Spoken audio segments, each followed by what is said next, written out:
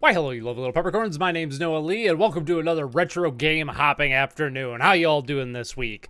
I'm gonna start off with something random, I think, just for the funsy. As people are showing up to the chat and all that. I'm gonna take a swig of my coffee here. Decaf cold brew. It is. We live dangerously around these parts. All right, while people are showing up in the chats, I am going to play random, something on the Atari 7800. Food Fight, it looks like. All right, never played this game before. I've heard of it. We're going to check it out. It's going to be Yell Blast on the Atari 7800, which I don't have a lot of experience with. Or the 5200 for that matter. Mostly just the original Atari. Intermediate one player. Sure. Eat the... I thought that said eat the clown at first. Alright, I am this dude. It appears to be. Sick-looking menu. What's up, Polar Star? How you doing? Hey, Live Goyle! How was your week there, bud? I'm playing Food Fight on the 7800, which I've never played before, and I don't know how to play. Oh, I see. Gotcha. I need to run to a pile of food, it looks like. And then chuck food. Gotcha. Alright. I'm kind of liking the character sprite for this. Like, the guy you play as and the way that he, like, you know, turns his head and looks in different directions. That's pretty impressive for the time. When did the 7800 come out? I don't actually know. 80s, certainly. Was it out before or after the NES?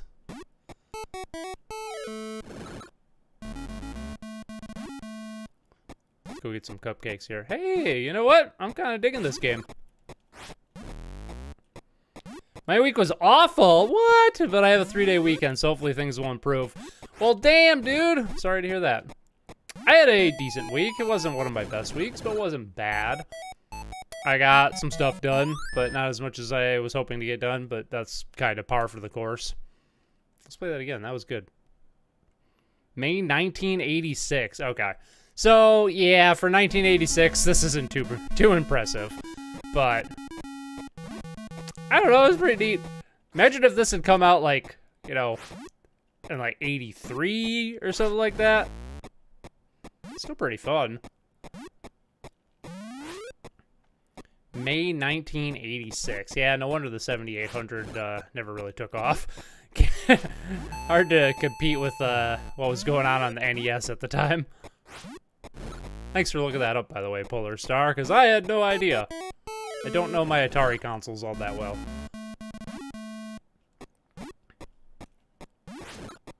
Eh. Uh-oh.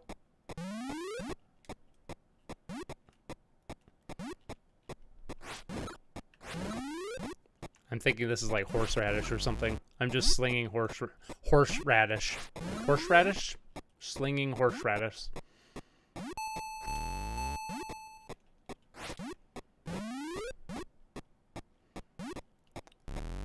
I'm gonna have to look up and see if there's a 2600 version of this game too, because it's probably not as good. But I'm pretty sure it was supposed to come out 3 years earlier. Ah.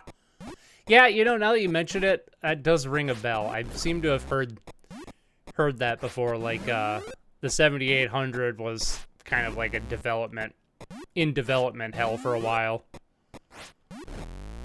Atari was not doing very well after 1982, by all accounts. It's almost as if flooding the market with shitty games can, you know, hurt the industry and hurt your company. Weird. Game over? Why did I get a game over? Okay, well, that's Food Fight. You guys got any suggestions there? I got a couple more PS2 games, but I think I'll wait for more people to show up in the chat, because Tanish wanted to play Gungrave, which I got, and somebody else wanted to play TAC. Might have been Colin. I don't remember. Somebody wanted to play TAC, which I also got, but we'll wait until a little later. So many Atari games where you just run around throwing stuff at people. So many Atari games where you're just on a pure black background throwing stuff at people in particular. Let's do another random here. All right, we're going to do random and television. Electronic company, word fun. Okay, sure, why not? I played Gimmick for the Famicom. Is that a puzzle game? That sounds familiar. I'm not sure if I've played that. Is there an NES game called Gimmick, or did that come out? I don't know. Play Silver Surfer? Oh, hell yeah, I love Silver Surfer. I'm one of the weird people that loves that game. Yes, okay, we're going to play Gimmick after this, and then we'll play some Silver Surfer with save states, because I am fairly decent at Silver Surfer, but not good enough to beat it without save states. Let's pause. I need to bring up the keyboard somehow. Move. I don't know how to control television games on here. Late era 2D platform. Maybe I haven't played that one. I'm interested now. On the Famicom. Okay. And then Silver Surfer. Surfer. Technically came out for the NES under Mr. Gimmick. That's why I know it, but only in Scandinavia? Okay, maybe that's not why I know. I have no idea what I'm talking about, apparently. Gimmick sounds like something I've played before, but I guess not. Hello, everyone. Miss anything? Nope, not really. We just got started. Kind of a slow chat today, but that's okay. That just makes it more intimate. We're gonna... Welcome to the chat, Raichu Thanks for joining us. I'm trying to play something on the Intellivision. I already forgot what we're playing. But I don't remember the button. There it is. The button to bring up the on-screen keyboard, which is that. I don't have high hopes for this game. What am I doing? Intellivision games and ColecoVision games emulate so weird because they had that stupid digital or like dial tone touchpad. I am hitting every button and nothing appears to be happening. Pause. Press help. Press A. Press A. Okay. Right action button, left action button, top action button. Pause game. None of that helped me. Famicom version is better due to the extra sound chips, and there's very little text at all, so playing the Japanese version doesn't matter at all. I love games like that. Kind of like Kid Dracula, except that one level where you need to do the Statue of Liberty game show boss, which unfortunately has Japanese text, and you need to answer questions about America, which is a weird thing to have in a Japanese exclusive game, but sure, why not? Okay, well, we're done with this game because I can't get it to work, so let's go play Gimmick. On the Famicom. Where is the Famicom? Game Gear, Dreamcast. Oh, speaking of Game Gear, I started playing Tails Adventure this week for the first time in probably 15 years. That game holds up. That game's freaking great. Weird, interesting, level-based Metroidvania, I would call it. There's Famicom. Gimmick. G. Galaga, Galaxia, Gimmick. Oh, I just saw it. Gimmick. Okay, I have not played this game. I have absolutely seen that character before, though. Okay. I am familiar with this. I'm very glad Kid Dracula eventually got an official English translation. Oh, right. That's right. On the Castlevania collection on like PSN and Xbox Live, was that it? Ryan bought that, and he was surprised that Kid Dracula was on there, because I've been playing it with my Honeybee adapter on my NES for years, or in emulation, because there have been fan patches forever.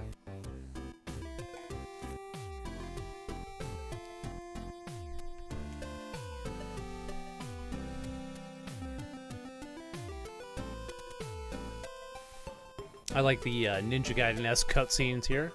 Very nice. Ooh, we should play Ninja Gaiden sometime. I haven't played that in a long time. Probably get my ass kicked. I used to be really good at Ninja Gaiden NES, but it's been so long. Probably not. Oh no. Oh, he's so sad. This is like Toy Story before Toy Story was a thing. Yep, we even got the ROM dumped so you can play it in any emulator you like. Hell yeah. Well, there's one good thing Konami's done. Konami kind of seems like they're gearing back up finally. I I'm still a little leery of them and their business practices based on, their history and like stuff like that. But the fact that they're diving so hard into rebooting the Silent Hill franchise right now gives me hope that they're turning a new leaf. Digging the music. My brother and I could never beat Ninja Gaiden. We got to the second to last level. Same with Castlevania. So Ryan and I, the first time we played through Ninja Gaiden all the way, we basically took us the entire day. It took us probably 2 hours to get to the final level, and then it took us the rest of the day to beat the final level. It was ridiculous. I think we actually quit and went and got supper with the NES paused, and then came back. Oop. Ah, you can charge up, it looks like. Okay. Oh, man. You're right. This has some fucking great graphics for the NES or Famicom. Glad it was actually patched ROM instead of an on-the-fly LUA patcher like the Fire Emblem translation that was done on the Nintendo Switch. Can't dump that because it isn't a real ROM, which blows. Yeah, that always sucks. I'll be honest, I don't know too much about how that LUA thing you were talking about. This is the first I'm hearing about it, but I have heard of programs that basically convert ROMs into not ROMs. So, yeah, basically... Oh, there's spikes there. I can't touch the water. Okay, I'm learning now. Oh, that slope! Oh my god! It's still... Okay, those physics on that slope there are also insanely impressive for the system. Oh! That slope... The slope's messing me up. Okay, I think the idea is just go fast. Go fast. There we go. That's the secret. Okay, I'm learning the ways of the gimmick here. Damn! This is a gorgeous game.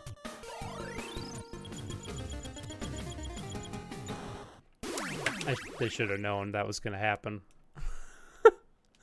Okay, let's try this again.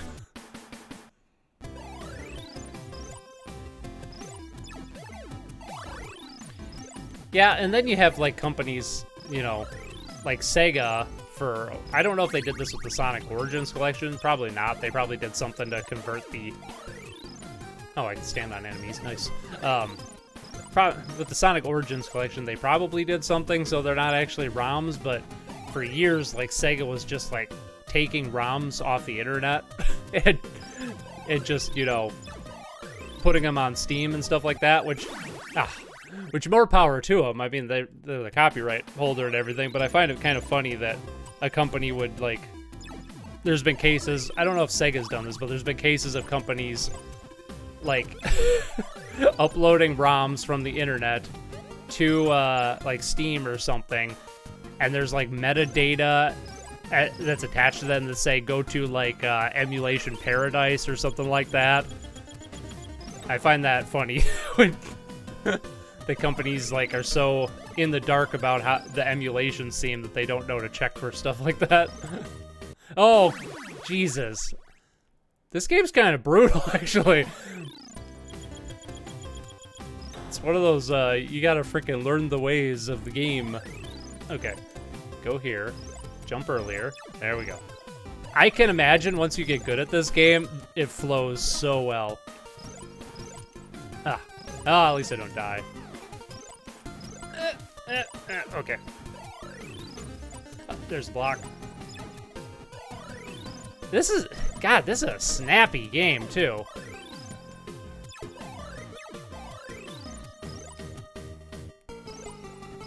Like, it almost doesn't even feel like an NES or a Famicom game. It just, I don't know, this feels like something,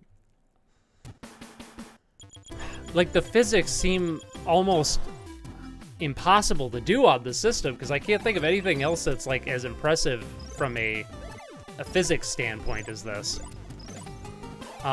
It almost feels like a retro throwback game rather than an actual retro game. I'm super impressed with this. Holy crap. Not very good at it, but I'm learning.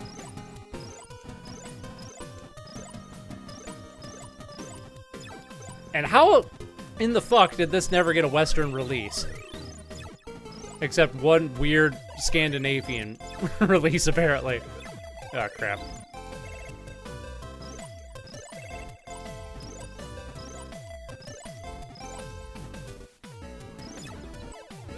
Okay, I should have known that was gonna happen.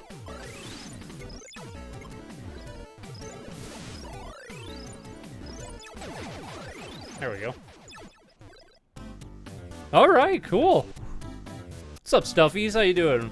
Riz for Days, the original Super Meat Boy game. Oh, I don't have that on here, but that'd be fun. I have played a lot of that. Hey, what's up, Colin? How you doing? Came in way late, but howdy. Ah, you're fine.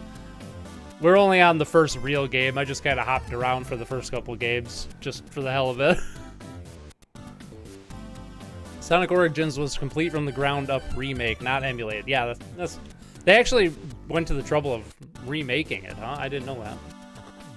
Gimmick is very tough. I'm learning. I'm learning that. Physics flow really well once you play a lot and really get a feel for the controls. Using the star to bounce all around the stage is incredibly fun once you get the hang of it. Easiest answer to that is that it came out in 1992. Still, 92 on the NES. That's still pretty impressive, because, like, this is more impressive than Kirby's Adventure, which I think came out in 94? Because I think Kirby's Adventure was, like, one of the last NES games. At least one of the last good ones, if not the last good one. Something about the being able to jump on enemies and actually ride them, it makes me feel, or it makes me think I could pick them up like in Super Mario Brothers 2. Yeah, this just so looks like something that would be on Steam in like 2010 or something like that. Not a Famicom game. Ow. Game over. Unlimited continues, perhaps? Because that kind of seems like it. Can I... Okay. Doesn't seem like I could control the star. I could just bounce it off the stuff. Also, that, like, standing on the enemies while they wiggle their legs, like, slowly pushes me to the back. Like, it's little details like that that I just can't get enough of. Dang. Still, 92 is... I don't know, man. This is super impressive. I got the hang of these already. Just gotta go to the front of the boat, bait them, go back.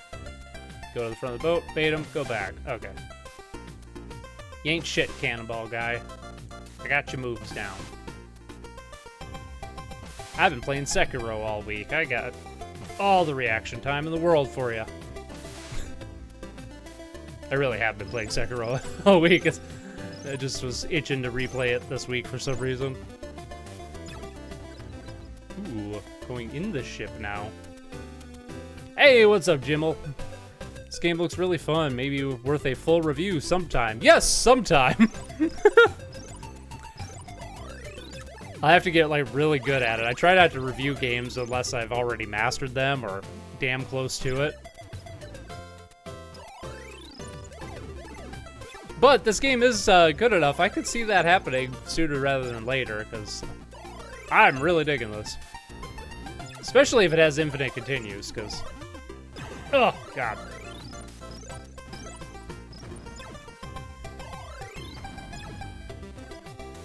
Interesting. Play Gyromite. Can you actually play Gyromite without, Rob? I don't think you can you? I mean, I'll try, but I don't think it's gonna happen. That's something, going back to the original Meat Boy, that's something I should try to get running on the Steam Deck, is like Blue Maxima's Flashpoint with their massive collection of Flash games. I feel like a well-curated, okay. Oh! You can jump on the star. I did not realize this. Okay. I could probably get up here then.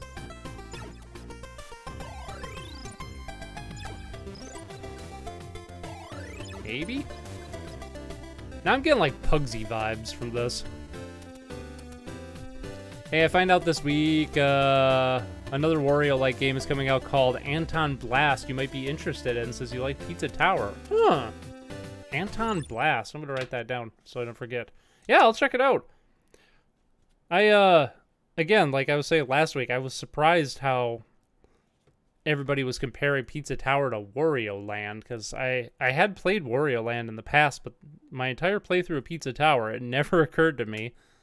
Anton Blast? Was that the name of the game? Anton Blast. All right, I'll check it out. Thanks. Anton Blast.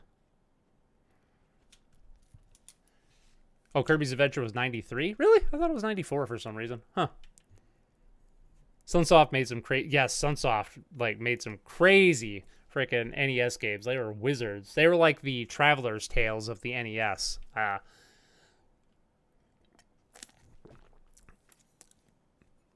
Oh yeah, it works on Linux. What, Flashpoint? I think. Maybe. We'll find out. Pretty much everything works on Linux these days. You just gotta, figure it out. And if you know your way around Linux, it's usually not too bad. Linux certainly still has that reputation of being impossible to get stuff running on, because that's kind of how it was like 10 years ago, but not so much anymore. It's pretty comparable to Mac and Windows these days. Yes, you can. Just need a second controller to do it. Well, I don't have one hooked up, so we're going to not do that. But technically, Gyro might only requires 2 controllers. You don't necessarily need Rob and only a second player. I've only got 2 hands. I can't make that work. Something tells me that I missed something. You still need to try out Pugsy. You should try out Pugsy, especially if you like Gimmick, because I'm getting some vibes. Not quite the same, because... Okay, can I, like... Somehow I hopped on the star earlier, but that is so difficult. Can I push this thing back? No, it's just gone. Okay. How about up here? Ah, there we go. That's how you get up here. And I got a bomb? I got a bomb. How do I bomb? Up B. Down B. Maybe that's not an item you can use. Okay. TAC PS2. Yes, we will be playing TAC PS2. I got it today. We have, well, we're playing Gimmick now. We're playing Silver Surfer next. So you can all watch me die at it. That is an interesting enemy design, that bird. Oh! Okay, well, that works. Boss time. Okay, this boss is... Who made this game? Was this Sunsoft? Because you said Sunsoft made crazy games.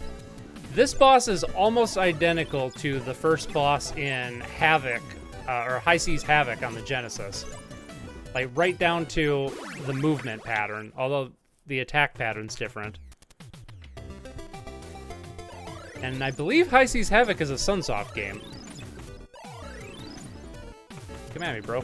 Ah, shit. Oh! Oh! Is that death? Yes, that's death.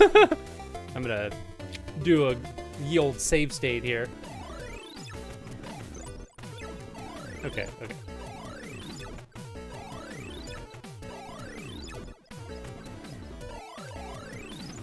Oh, no! God! I did it again. Oh yeah, we'll be using save states. Hey, what's up, Tanish? How you doing? I got Gungrave. We're gonna play Gungrave later.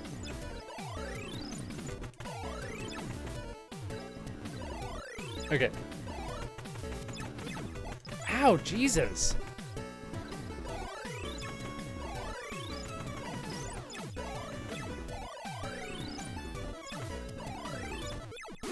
Oh my God. And Mega Man exploded. Go back. Anton Blast looks great. I'm a Kickstarter backer for it. Oh, nice. Yeah, I was going to be a Kickstarter backer for Pizza Tower back in the day, but by the time I heard of the game, the Kickstarter was closed. So.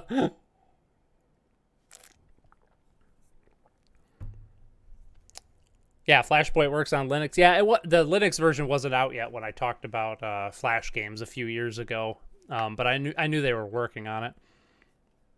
When I got my Steam Deck, learning Linux was a bit of a learning curve, but I got the hang of it. Yeah, it certainly helped that I had abandoned Windows a few years ago in favor of Linux. So moving to the Steam Deck was pretty smooth sailing for me. It's a little different because I'm used to using Ubuntu-based distros like Pop! OS, and Steam Deck is an Arch-based distro, which I have a little bit of experience in, but not as much. Yep, Sunsoft. Okay, that makes sense. Yeah, Sunsoft were freaking wizards, especially on the NES. It kind of seems like Sunsoft kind of took a shit in in the 16-bit era, right? Because, like, don't get me wrong, I like High Seas Havoc, but it kind of seemed like Sunsoft was really trying to chase trends in the 90s, as opposed to doing their own thing like this. And damn it! Okay, okay, I bet if I jump, he'll jump. Okay. God, it's like a weird mix of like Kirby and I don't know what else. Holy shit! You can cheese the boss, Dark Souls style. I mean, it didn't count because I died too, but hey, why don't you walk the plank, bitch? Come here.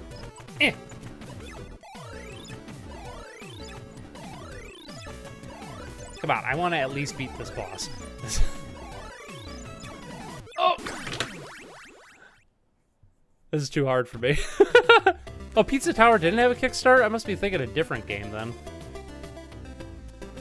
Really? I could have sworn it had one, but it was like 6 or 7 years ago. That game's been in development forever.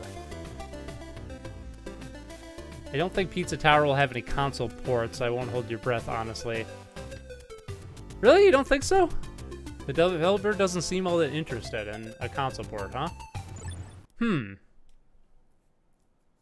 That sucks. I mean, you'd think they'd want to put it on anything they possibly can.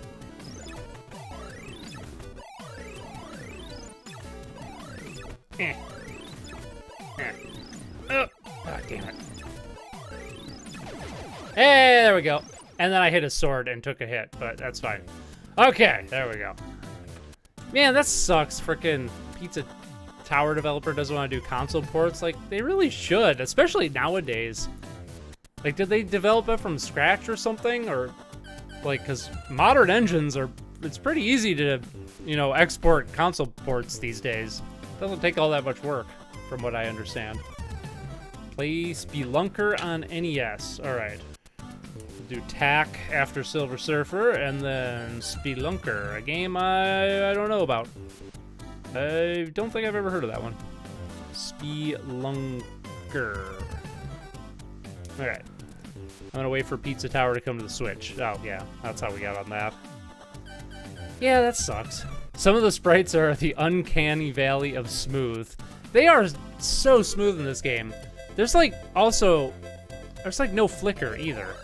I know we're emulating it, but flicker comes through in emulation all the time. There's like no weird artifact. Like even Kirby's Adventure has like weird flickering artifacts, like where the where like the HUD and the gameplay screen connect. And even like the edge of the screen normally has like flickering or something like that, but this is just so this is just so clean. Sure seems like this has infinite continues, and I'm all about that. Or maybe not. Maybe it's like Havoc. Actually, it's a Sunsoft game, so it probably doesn't have infinite continues. because if I remember correctly, High Seas Havoc also makes it seem like you have infinite continues, but you only have like 6. Now,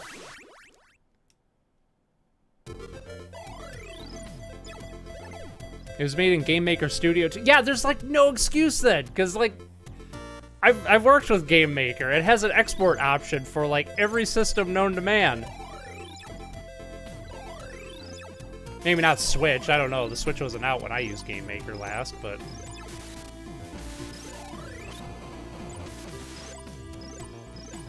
that blows my mind. I mean, I'm sure it takes some work. It's not as easy as just like clicking a button, but oh crap. I just can't slow down there. Even if it would come out on the Switch, there's a major problem that the game was made with an internal resolution of 540p, so it would scale terribly to the 720p of the Switch's screen. Getting around that problem would be a massive undertaking, or have gigantic black borders around the screen, which a lot of people would really not like. I wouldn't have a problem with that, personally. I know, I get what you're saying, though, because, like, a lot of people are turned off by letterboxing in any regard.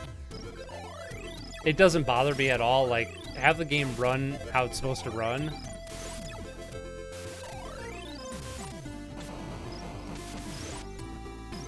Okay, so it's got an internal resolution of 540p, but when I'm playing it, it's getting upscaled to 1080p anyway.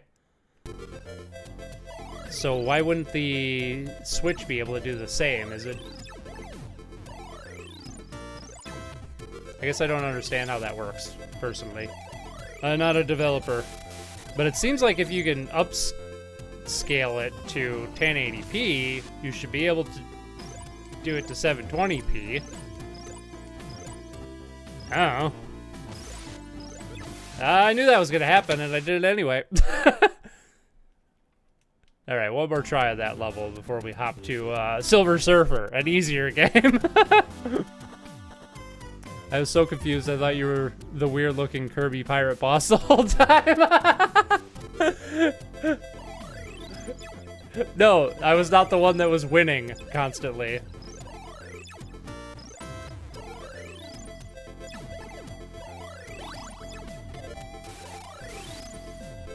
Yeah, the only... It's kind of a nitpick. The only real criticism I have for this game is I wish the star didn't bounce.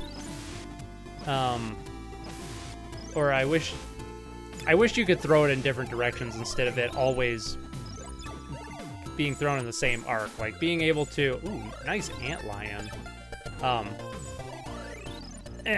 Being able to, like, shoot it straight forward, even if it's not like the default throw, would help a lot. I suppose the game's designed... damn it. I suppose the game is designed around the arcing throw and the bouncing. For some reason I can't get on that block. So it's not that bad, but it definitely takes some getting used to. I do like that you could just hold the button and have a shot ready and willing. And that's really nice how the same waterfall had the logs falling at you before, like somebody was jumping on them while you were going over. Very nice. Ooh, Sparky dudes.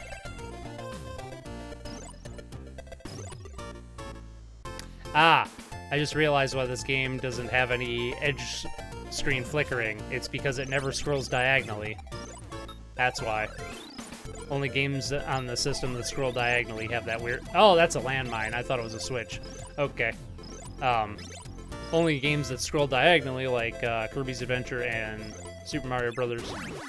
3, have that weird edge artifacting.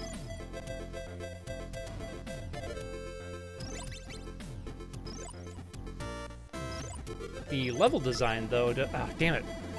The level design, though, doesn't really require the use of diagonal scrolling at all, so good design choice to keep it nice and clean. Ugh. God, this game is brutal. It doesn't look hard, but it is. This is a very deceptively difficult game. Oh, God. Go, go. Ah! Maybe we should play Meat Boy. It'd be easier. I'll see if I can get Flashpoint going next week so we can play some Flash games. That'd be fun. Ow, ow. Of course, spikes are insta-death. Why wouldn't they be? All right.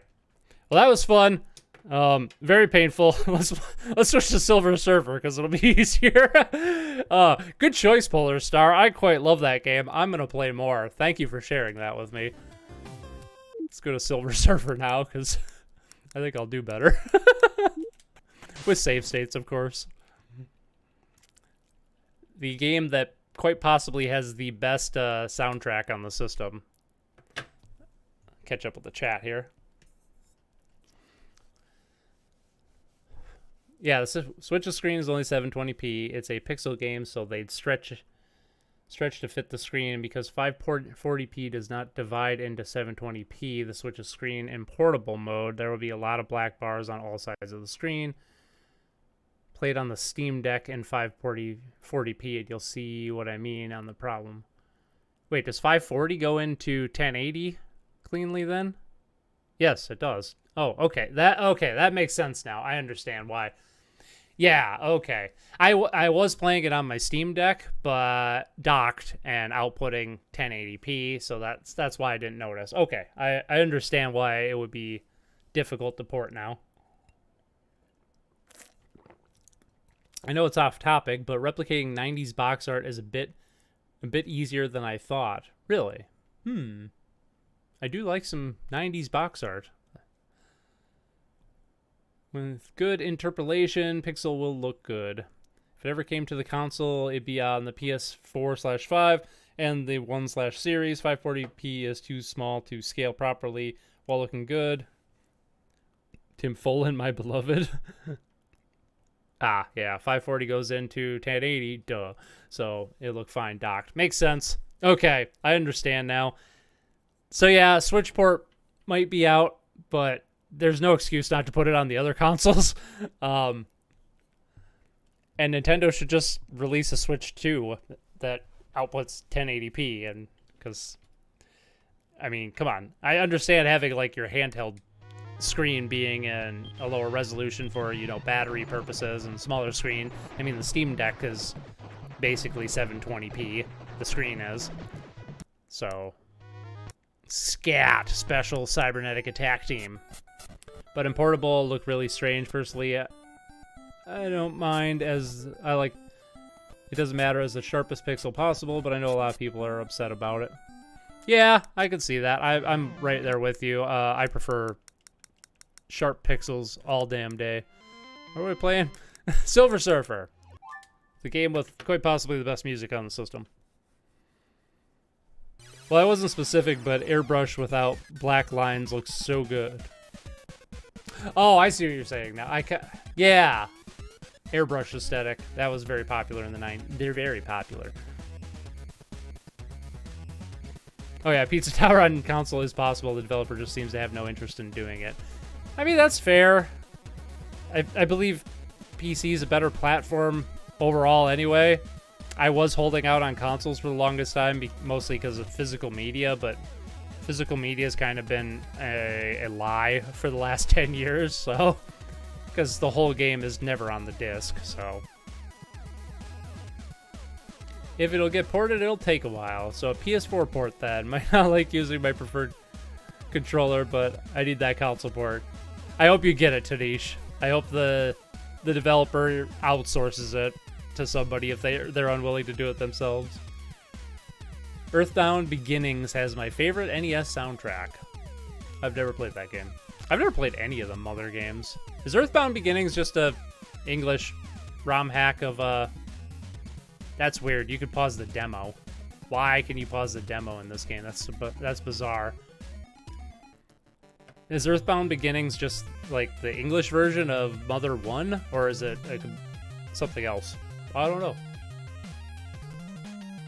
I was so happy when Shovel Knight got the 4.0 update as it had a 1:1 scaling, made every pixel perfectly square, and it looks so good now.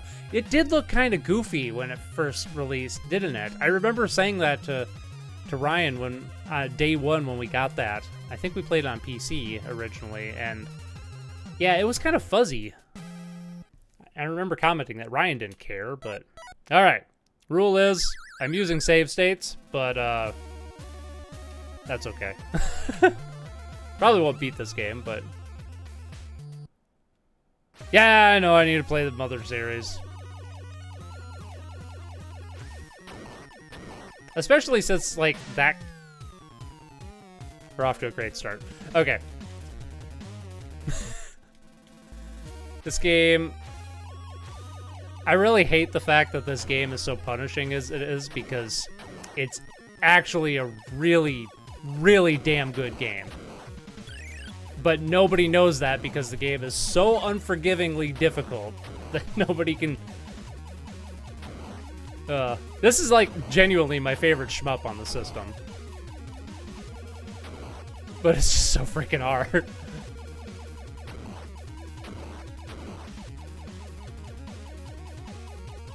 You gotta memorize everything in this game.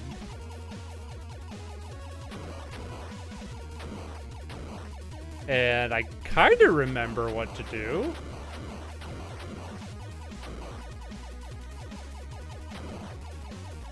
Let's get some F here.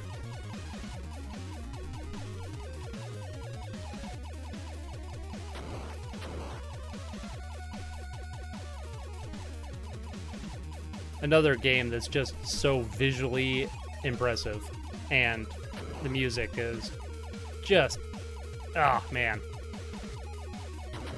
The only thing bad about this soundtrack is there's not enough of it.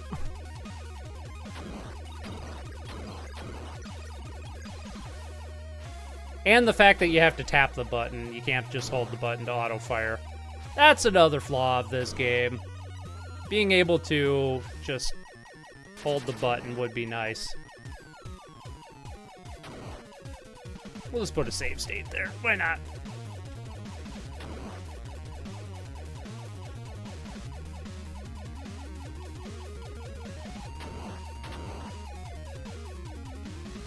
Oh, I blew up my option. Damn it.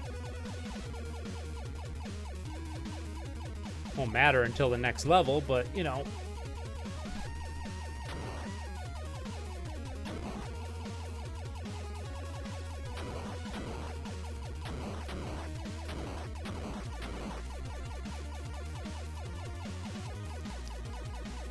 This game needs all the focus. And all the save states.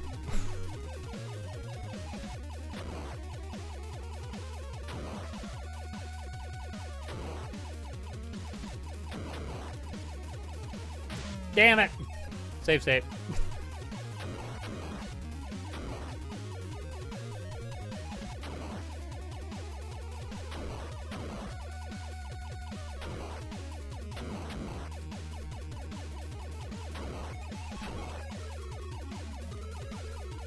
Fuck!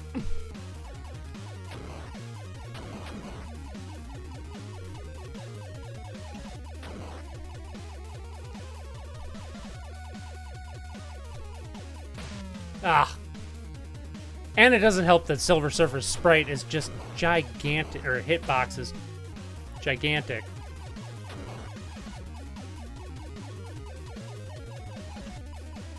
If ever a game needed, like, a remaster with some quality of life improvements, it's this one.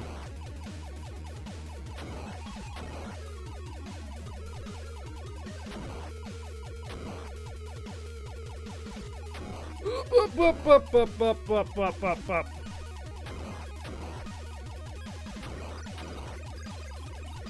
I even hitting him? I feel like he should be dying faster. I'm doing this differently than how I normally do it. Nah. This past summer, I was on like a week-long kick where I just played this game every day, and I got pretty decent at it, but can't tell looking at me now. Damn it.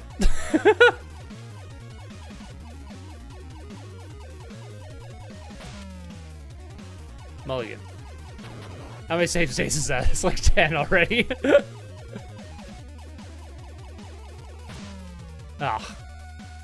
Come on, I want to at least beat this level. Also, I'm sweating like profusely playing this. Jesus.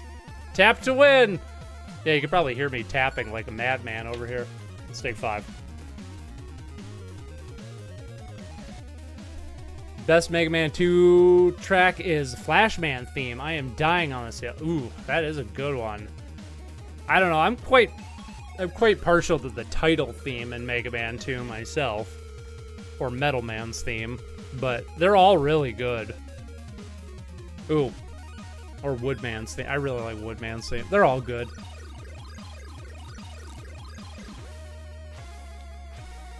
Yes, it's the original translation that was never released. Ah, oh, it was an actual official translation that they never released. I didn't know that. I thought it was a fan translation. The official release of Mother 1, the fan-made English translation, was called Earthbound 0, I think. Oh, okay. Earthbound Beginnings is the name of the English localization of Mother 1. Everybody here is an Earthbound fan, clearly. Everybody knows everything about Earthbound except me. Still baffling why Nintendo won't localize Mother 3. The cowards, I know. The Magypsies are controversial. Localize it anyway. Yeah. I don't know exactly what you're talking about, but the fact that their name has the word gypsy in it, and I know that's a controversial word these days, I can understand. They could, you know, alter that if it's never gotten in an official release, like, and it's not like Nintendo hasn't been changing sprites as part of their localization efforts for decades at this point, so why not?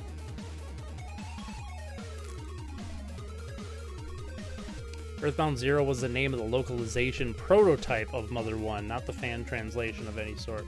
The Earthbound lore goes deep, is what I'm understanding here. The Wii U release doesn't change the title screen to say Earthbound Beginnings, which blows, but I found a ROM hack on a Mother fan site that actually made the title screen look a lot nicer. Mother 3 is the best in the series. Embarrassing it hasn't been localized. It's still fan translation. Technically, people who dumped it cleaned it up the text a bit. Yes, killer lamppost frogs. You gotta watch out for them. Oh, Crashman's a good one too, yeah. I need to dip and get ready for work. Have a great rest of the stream. Bye, Polar Star. Thanks for coming out. Thanks for turning me on to Gimmick. I quite like that game. We will enjoy playing more games. I'm gonna give this level of Silver Surfer some more love here. It's like, I should be able to beat this. I've beaten this guy like 1,000,000 times this summer. I don't know what my problem is now. Toadman would be perfect for this stage. Alright, back to tapping. Nope. Back to tapping. I think I need to stay in the center a bit. Go down, watch the fish. Ah, damn it. There's like a very specific spot you need to be. Oh, maybe it's at the top of the screen, like this. Oh, I think I found it. I think I remembered. If I could get back over there, dag.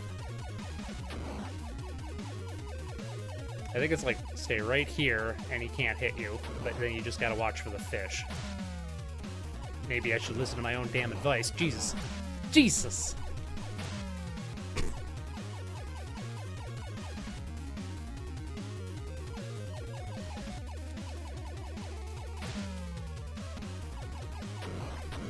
Well, I thought I was going to do better than this when when Live Coil said play Silver Surfer. I'm like, oh, hell yeah, I love Silver Surfer. I'm actually fairly decent at that game. Apparently, I lost all the skill I gained this summer, so oops. Oh.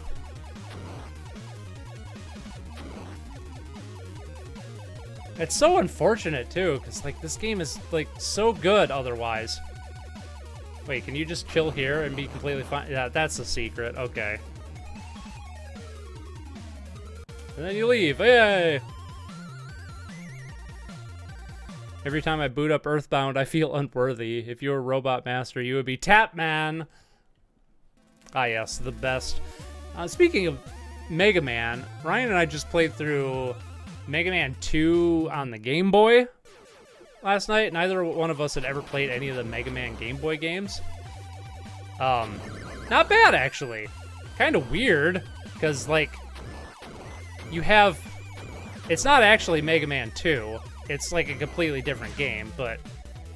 why didn't I do a save state earlier? I totally should have. Yeah, because now I lost all my power-ups. That's the other critical flaw of this game, is that once you lose your shit, you're pretty much done for... I might be able to come back from that in this level. We'll see. Honestly, if this game didn't have as good of a soundtrack as it did, I don't think I would ever... You know what, we're just going to do this now that I know how to beat this guy. So I can get my weapons back. This is not how games should be played. Just spamming saves, like...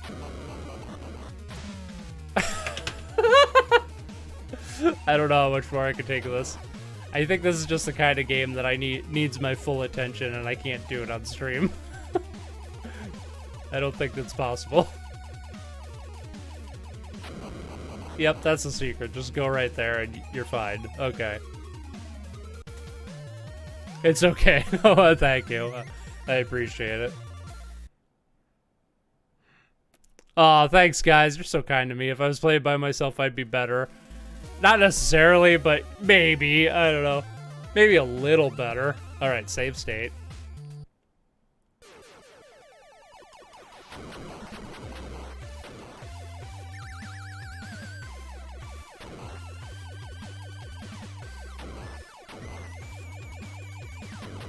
I have beaten this game once with save states, but I wasn't using them like that. Oh my god. I feel like a criminal using save states that much. I try to only use save states when it's like an actual like checkpoint, like in between levels or something, because otherwise it's like, why are you even playing the game at that point? It makes sense on stream, because like we wouldn't be getting very far in this if I wasn't doing that, but... And also, I like getting good at games, too. But some games just aren't worth getting good at, either. I think this one is, but... It's so unforgettable. Ah, case in point.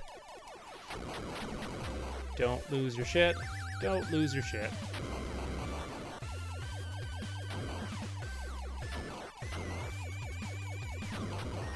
Actually, you know, if they would have just added a health bar, which I know is, like, verboten when it comes to shmups, but if they would have added like a health bar, like 3 hits and you're dead, I think this game would be like pretty close to balanced. It wouldn't take much. It's just the fact that it has the arbitrary 1 hit and you're dead because it's a shmup thing going on.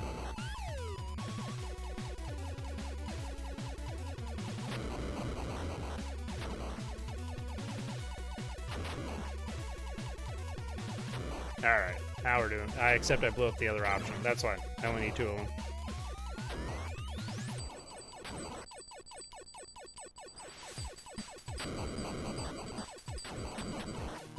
And then once you're fully powered up like this, it's actually not too bad until that happens. Okay, well that's Silver Surfer. Let's play something else here. The top-down view similar to Contra. You too worried about impressing us? I'm not really. I'm not worried about impressing you guys. I'm worried about boring you guys. That's my fear, is that because I do stuff like that, I would bore people to tears. I don't care if I look like a fool on stream, as long as it's entertaining, but playing the same 5 seconds of the same game over and over again, to me, if I were watching a stream, I would find that extremely boring. So that's my main worry when it comes to stuff like that. Have you played Mega Man on Game Gear? I have not. I've pretty much only played the classic series of Mega Man and then a smattering of the X games. Like, I haven't played too many of the side games for Mega Man. Anyone remember Lord Cat's Until We Win series? He used to show you how to beat really hard games. His advice for this game was don't die, and that was it. I mean, it sounds stupid, but that absolutely is the best advice anyone can give you for Silver Surfer is don't die. If you don't die in the game ever, it's a cakewalk. But because if you die once, you're done. You lose all your power-ups and you're SOL. What are we playing next? We're playing TAC next. Let's play TAC next. Hopefully it'll work. I haven't tried it yet. We shall see. Staring at the water does different things to you. Well, TAC seems to be running. Cool. I've also never really played this game. I played probably the first hour of it before. Oh yeah, this is like a Nickelodeon game. Yeah, I remember now. Okay.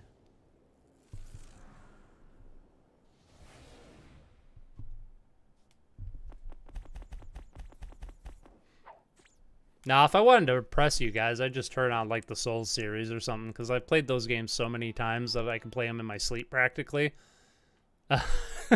Which, if you're also one of those Souls players, would not be impressive. But if you've never played the Souls games, or you're only played them a little bit and you haven't gotten good at them yet, I could see how it would seem impressive. It's really not. Those games are not as hard as they seem. It's kind of an illusion.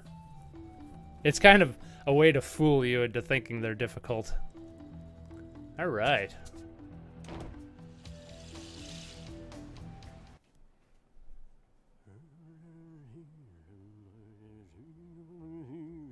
This is my childhood, haha.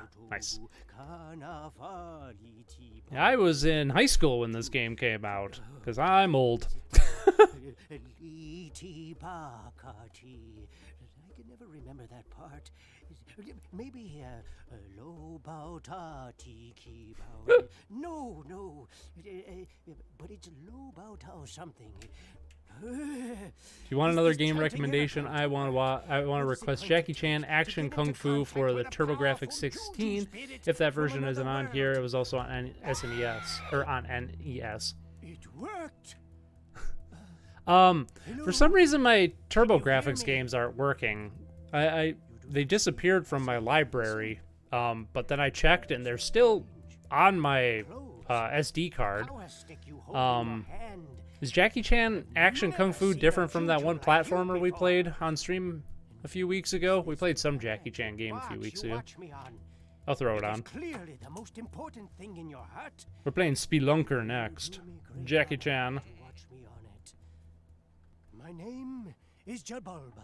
Jabalba. I am the powerful shaman of the great and legendary Pupanunu people. For generations we have... Hey, quiet out there! I'm talking to a juju! Tech, would you shut those people up? This is important! And get Warrior Lock! I want to introduce him to this juju here! This juju! I'm so sorry. Strange and powerful juju. There's a lot going on today. That's why I've called upon you for your help. Let me explain.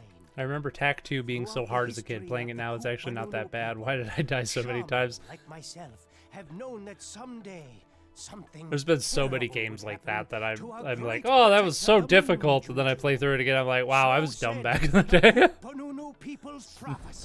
Pupanunu peoples. Juju is our shield against evil. And the source of my juju. Man, these freaking character models have aged so well. And oh, so beautiful. I mean, I know this is a pre-rendered cutscene, but still, very impressive. That's Tlaylock. He's not nice, and he's sure not beautiful. He's jealous and practices bad juju. Not bad juju. The new high shaman, he was passed over in favor of me. So last night, game, this is funny and all, but I'd like to play the game today. Tlaylock crept into the Temple of the Moon with his foul servant. Boy, this is a big nose. And stole the moonstones, the source of the moon juju's power. The first thing Tlaylock did was to use the moonstones to change the Pupanunu people into stupid, helpless sheep. Without the moon juju, Commentary on was our only society, enough to keep perhaps? it you. And this Wake up, is the sheeple. beginning of Tlaylock's terrible plan. But Tlaylock is a fool. He won't get away with it. For the Pupanuno people's prophecy clearly says a mighty warrior trained by the High Shaman will defeat Tlaylock Time and to save the moon juju. Skip cutscene? I have trained perhaps? such a warrior. His name is Locke. Tech. His name is, I'm sorry, but we're skipping the cutscenes.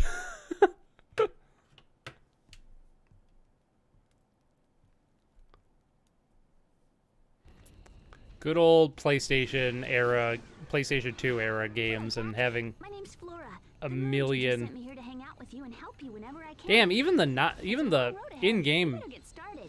even the in-game models have aged so well. Damn, this game holds up. Camera's kind of backwards, though. Can I change that? Nope. Oh, maybe. Camera setting? Nope, this is one of those games. Okay, I'll just live with it. All right, backwards ass camera. Smart enough to figure this out on your own, but you move yourself around by using the move stick, and if you need to jump, it's as simple as pressing the jump button. Oh, You okay. can press the jump button twice to perform a double jump. Hey, don't laugh. I like to think of myself as thorough. This is basically the opening to every game from this era ever. Lots of cutscenes followed by I just tutorial. thought of something else important to tell you. Sometimes you'll notice that the camera's not facing the same direction you want to go. You can use the camera stick to rotate the camera What? around yourself. If the Oh camera is god, facing in the I've direction been you playing want, games wrong just all use my the life. stick I to can rotate turn the and you can camera see what with you the need to camera do. stick? Rotate the camera now to let Whew! go. Oh, where'd you go? Great. There you go. Now you can do this anytime you need to look at something. Simple enough. Oh, and if you just want the camera to center behind you, it's as easy as pressing the camera stick. You could press the stick in. That's... Dang. I've gone my whole life without knowing that. Okay, Tad. Do you know, Joe, did you know you could jump? Amazing, right? Helpful in some way or another. If you come across an animal, you should experiment with it to learn how it can help you. Why Some did... animals can even be ridden. Oh yes, the mighty rhino. These fellows are great for breaking things into little tiny pieces. Go ahead and jump on board. If you want him to speed up, try giving him a swat with your club. Oh. I'm sure he'll love that. Boink. Boop, boop. Boop, boop, boop, boop, boop. I kind of love that animation. Yeah, I don't know why developers felt the need to, like, include such basic tutorials in this era. Like, I mean, there was some of that in, like, the PS1 and the N64 era, but not nearly as much as in, you know, GameCube, Xbox, PS2 era. It's like developers were making games for people who had never even heard of video games before. I'm so glad those days are done, except that was one of the things I had. You can throw any item you pick up by just using the action button. Oh. If you're tired of carrying an object around can and pick just it. want to set it down, press the use button. That's something I didn't like about Hi-Fi Rush, which there's many things I don't like about that game now that I've played it and thought about it and haven't finished it yet. But the fact that it's one of those games that, like, they have to stop and explain everything to you. They don't just let you... They don't trust you to figure stuff out. And it's not even like, you know, the core gameplay. It's like... Oh. Hold. Now throw. There we go. There we go. Attack 1's opening was so infuriating for me. It was like, quiet, Kira, just let me play the game. I mean, if you want to include stuff like this, and if you're so concerned that, you know... You'll grab onto a ledge. If you're holding something when you grab a ledge, you'll always drop that. Okay, You'll yeah. also drop it if you fall off tall ledges. I know this game is good, because I've played farther than this, and You see it's this good, little but guy? Jesus. He's a red-tailed monkey, and quite mischievous, I might He's a add. monkey. Monkeys like this one love throwing coconuts at other animals. Tutorials be like, okay, we gotta stop you from having fun so we can teach you how to have fun. Like, I think it's fine to include something like this, but don't make it part of the main game. Put it on the title screen. Try throwing the melon at the monkey to see. Jesus Christ! Oh, try throwing the melon at the monkey? You mean you? Oh, you just taught me how to throw stuff. Then you just pointed out a monkey that's mischievous. And why are you aim? Ah! Every time I go to throw the thing, the reticle changes its location at the last second. Monkey. There we go. That's gonna leave a mark. Oh. Ouch. I suggest you move back 69. a little. Nice. Remember, those monkeys always throw at whoever's closest to them. God, or something like, hey man, did you know you can run and jump at the same time? Protagonist Joe. Shit, no way. As a kid, this helped, but I could see how annoying this is. I mean, yeah, like, was that the impetus? Like, maybe I'm just too old for this because, like, when I was a kid, we didn't have tutorials like this because it was, you know, the 16-bit era. But so by the time by the time this game came out and other games like it, and now I wasn't listening and I don't know what to do because I assumed that everything she told me was going to be stupid. Probably just keep throwing at the monkey. Let's do that again. So yeah, I could see how, like, if you're young and this is like your first time playing a game like this, I could see it being helpful, but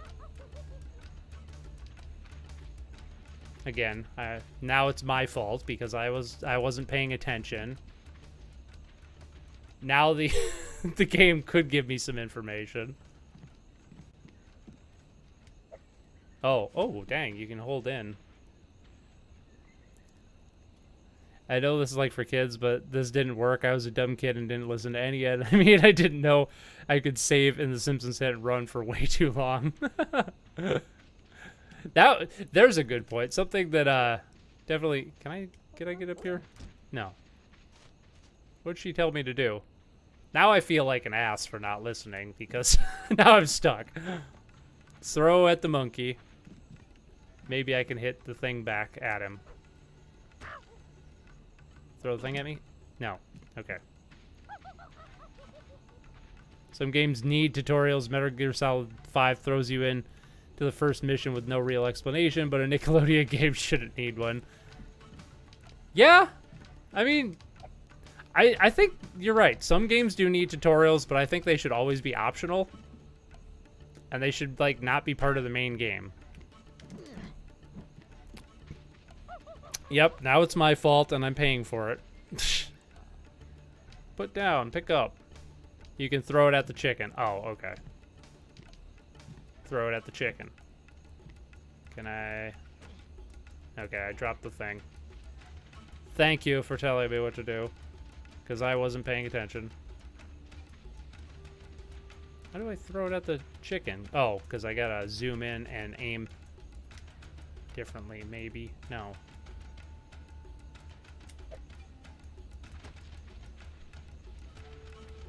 Well, fuck me. Guess I should have listened to the tutorial. I believe. Okay. I mean... Yeah, Banjo-Kazooie is a good example, and that is part of the main game. Okay, well, when I hit the monkey earlier, and then walked away, he threw something at the chicken. Oh, I just needed to do it twice. Okay. Did you notice that if you toss something at him, he'll toss a coconut at whoever's closest to him? Keep this in mind while you're... Yeah, I noticed that the first time I did it, but nothing happened, so I assumed that wasn't what I needed to do, but apparently I just needed to do it twice. Okay. Now I feel vindicated, and because it was in fact the game's fault. Very valuable. Fuck you. Make sure you pick up any feathers you see. To pick up a feather, just run through it. There are different kinds of feathers you can find in the world. These yellow feathers. All right, now that we've got that out of the way, back to bashing the tutorial. That's because the feather on your head is also your health meter. Yeah. When it turns all the way purple, you're out of health. These other feathers also give you health, but their primary use is for magic. Wishful thinking. I was thinking I could You'll need mana feathers skip to do it. magic. I need mana to do magic. All right. It's a very important thing to remember. I I see your current weapon is the club. It's a little basic, but easy to use. It's a little Just press the basic. action button She to just swing called the us club. basic. Practice Damn. on these breakable jars. Try some of these breakable jars. Link would be proud. A Nurble was hiding in that jar. Use your club. It's gonna take a few hits, but I know you can do it. Hit that Nurble. Isn't the guy that voices Tak like the same guy that voices like Raz from Psychonauts and Invader Zim? I can't think of his name. It's like something Horowitz, I want to say is his name. Great voice actor. Very unique voice. Richard Horowitz. I'm pretty sure that's his name. I don't know why that just like popped into my brain. I assumed I didn't know his name, but apparently I do. I think Tomb Raider is also a good example of how to do tutorials. They had the villa to explore in all 3 games, which was awesome. Yes, that is a great example of a tutorial done right. Look at the orangutan bend that banana tree. I wonder what would happen if you stood on the big leaf. You should try it, Tak. Gee, I wonder. I bet nothing happens. Whee! I do gotta say, as much as this tutorial is painful as a motherfucker, the graphics hold up so well. This is a gorgeous game. Which is surprising considering some little emulation artifacting there, not too bad. Which is surprising considering that this was a multi-platform release from like Nickelodeon of all things. You would think that this would be a little rougher around the edges than it is, but it's pretty solid. Richard Steven Horowitz? Is his middle name Steven? I don't know. I guess I've only ever, yeah, I think Richard Horowitz is who I was thinking of, so.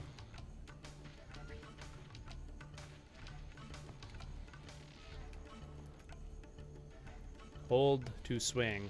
Wee. And oh. And like the atmosphere of this level with like the canopy above above and the lighting and damn. I never realized how aesthetically pleasing this game is. Okay. What the frick? Not gonna lie, the vines are a little wonky. Let's do this. There we go. Okay. Just get on there. And we're gonna turn the camera. And we're gonna swing and jump. You wanna bring that down for me there again, buddy? Thank you. Appreciate you. Anybody watch the Tak TV show? It wasn't very good. I've never seen it. I've seen clips from it, and it looked pretty bad. So I never watched it. I definitely was too outside of the target demographic when that was on TV. I was too old at the time. Not that I could have enjoyed it anyway, but didn't really look all that appealing. It's kind of like the Puss in Boots cartoon, which apparently is pretty good, but I can't get over how ugly it looks. Whenever the ram's finished sending you flying, he always goes back to the same location. Ah. Maybe you could use a melon to lure him away from the door. Try setting a melon down on the ground somewhere near him and see what happens. Is he gonna move? I bet he's gonna move. Oop. Ding, ding, ding, ding, ding. Doop, boop, boop, boop. Now we got them elite ninja skills. Juju ninja skills. Way to go, Tak. You're ready to help Jabulba turn Locke and the other villagers back into human form. Jabulba said we needed to go to the burial grounds. We can get there from your village. Let's get started. Same. I don't like how some CGI cartoons look. Yeah, it's just like so cheap looking. Like Ryan watched like most of the Puss in Boots cartoon, and he said it was really good. But I tried watching one episode with him once, and I'm just like, oh god, this is just so hard on the eyes. I can't.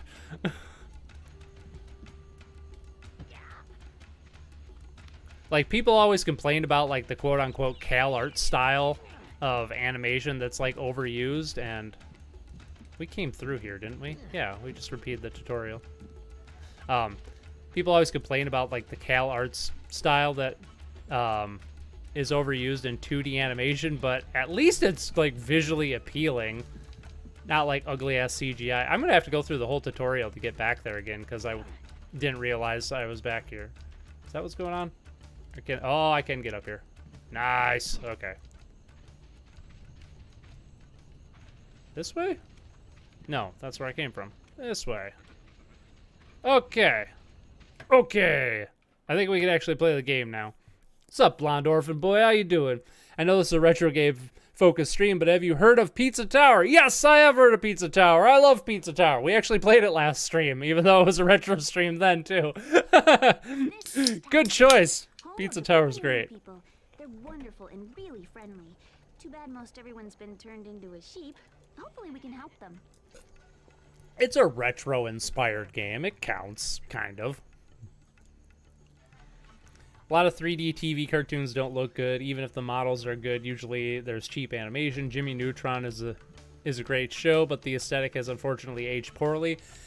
Yes, but Jimmy Neutron also came out in the mid-2000s, so it has a pretty good excuse for why it looks ugly as crap. Like, CGI cartoons still look like Jimmy Neutron looked 20 years ago, so...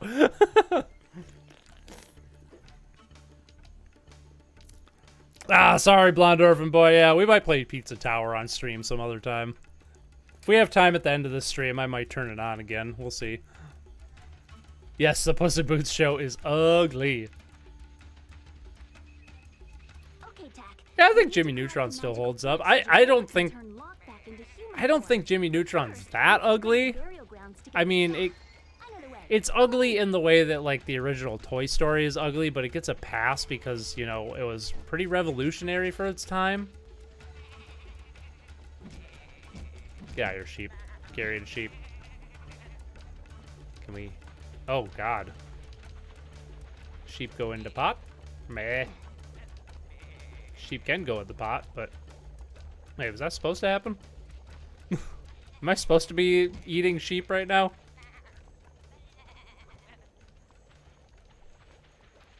I don't like how most people complained about the bean mouth on Twitter. Like, sure, it's overused, but not ugly. The bean mouth, yes. The Cal Arts bean mouth. Meh. How did I throw you earlier? Triangle. I can't tell if they're glitching out of existence or if that was supposed to happen, or... Most 2000 CG just looks ugly to me, but for some reason I love the ugliness and smoothness of 80s and 90s CG. Oh, like Reboot? Reboot's a good example. Reboot is... I mean, I want to say ugly because it is, but it's also so appealing. I wish the show was better, personally. But the animation in Reboot was really impressive when I was a kid. I loved Reboot. It was on every day before Dragon Ball Z when I was in, like, elementary school. It was a great after-school thing to watch. That and Pirates of Dark Water, which I do not remember anything about, but I remember loving the crap out of that show when I was a kid. There's also apparently a pretty good Sega Genesis game made after it, but I've never played it.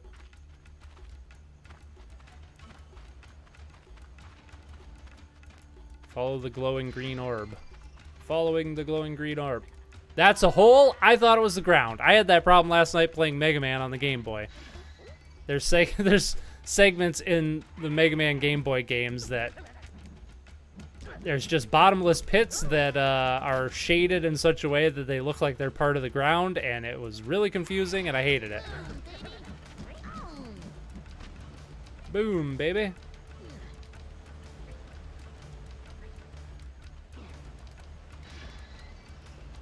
Ah, yes. Must be going this way. This looks like a level.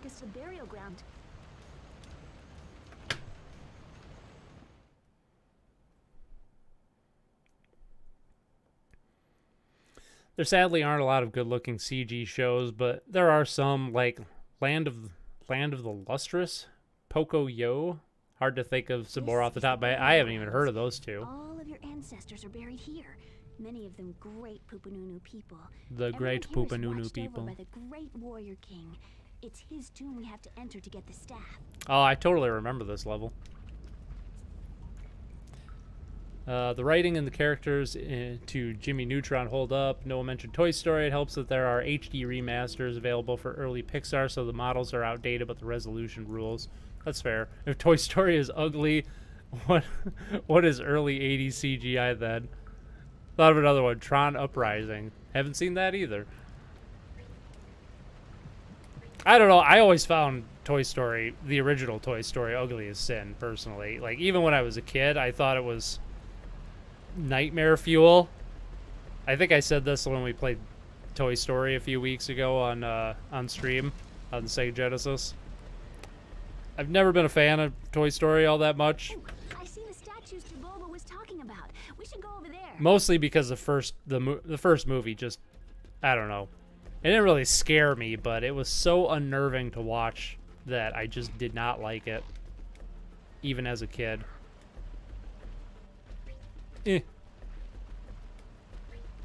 I can appreciate it now more as an adult because of its technical achievements, for sure, but I still think it's ugly as crap.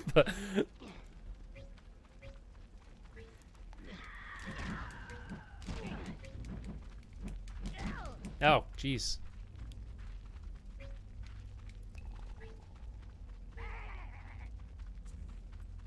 How do I recharge my health? Nice. Is that like a... It must be like a feather power-up I can get to recharge my health. I always liked health bars that were like naturally built into the character. Like, oh, it recharges slowly over time? Ah, that's what's going on, it looks like. No. Yes, maybe. I don't know.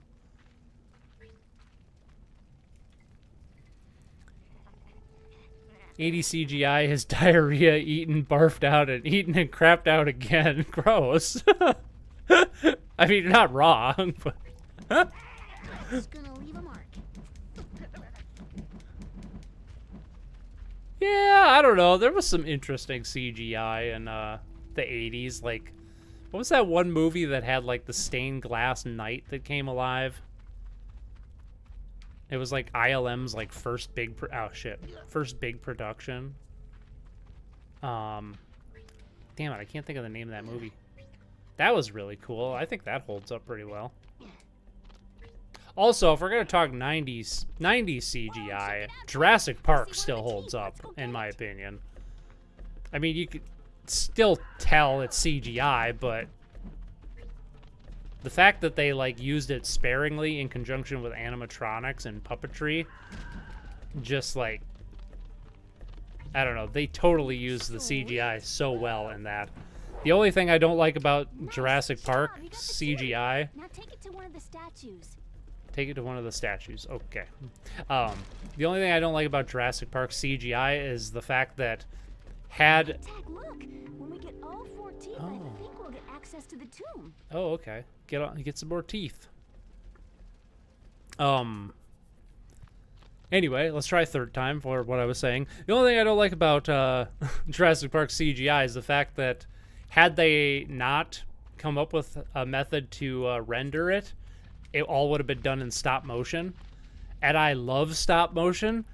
And I seen, like, clips from the guy who was, like, gonna spearhead, like, the stop motion thing. And, like, it looks so freaking cool. Like, I wish they would have done the whole movie in stop motion. Because it would have been, like, the greatest stop motion achievement ever. I think that guy...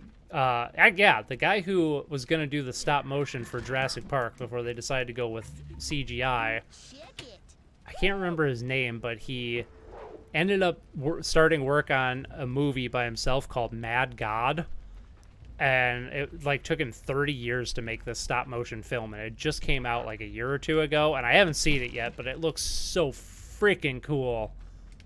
I think it was doing the rounds at, like, film festivals, and I'm hoping it's, like, on streaming services now, because I really want to watch it. Boink. Boink. Ah, purple feathers.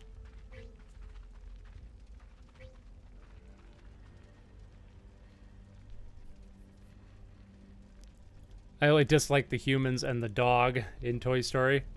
I thought Woody was creepy as fuck, personally. Like, yes, the toy, like, Sid's toys and the humans were the creepiest part of the movie, but they were supposed to be creepy. So, I don't think Woody was supposed to be creepy, but I always found him very creepy in the first Toy Story movie. And now I lost my sense of direction. Where was that tooth? Shit.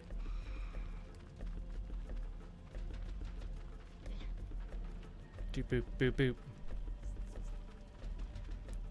Like, N64 renders are beautiful.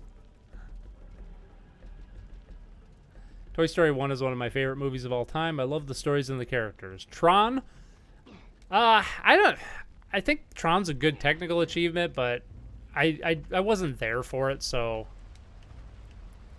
I'm too young for Tron, so it doesn't impress me all that much. But I mean, it's kind of interesting.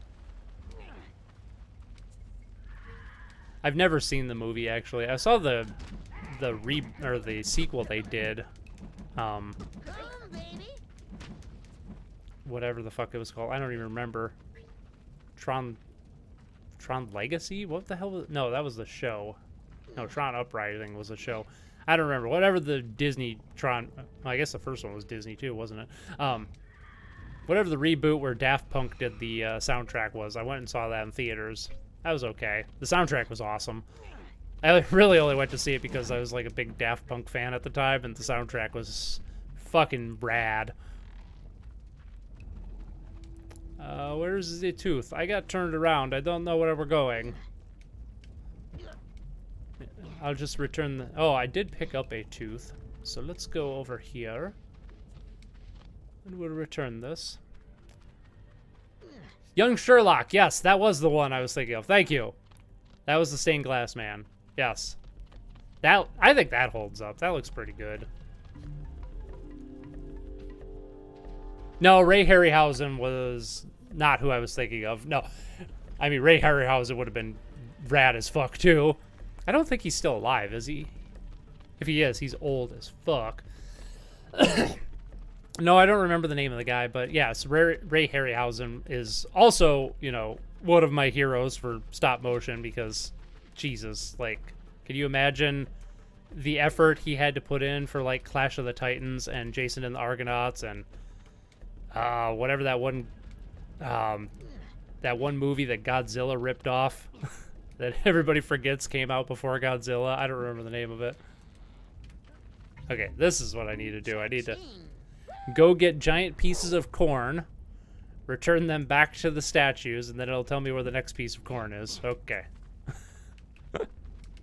That's what we're doing right now.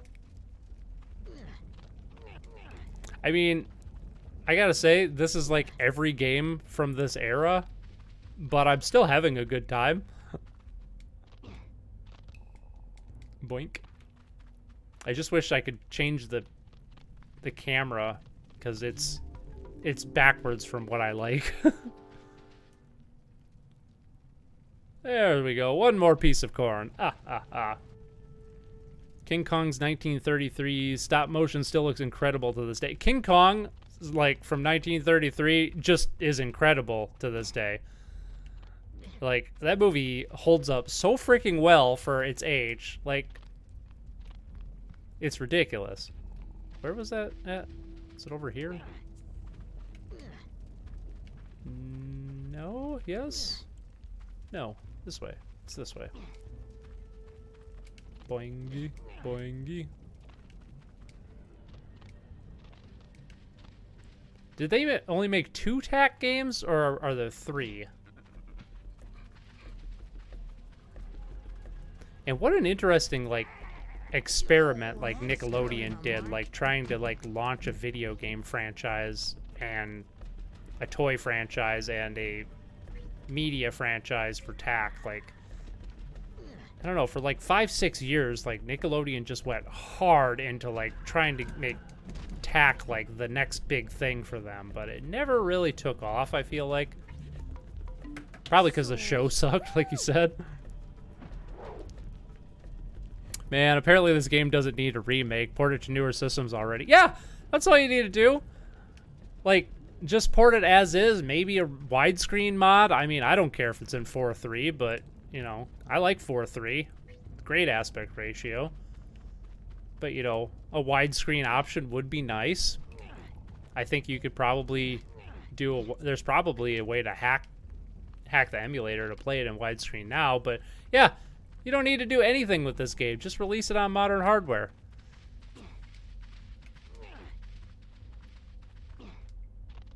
It'll never happen, probably, because I don't see Nickelodeon giving two flying fucks about this game, but...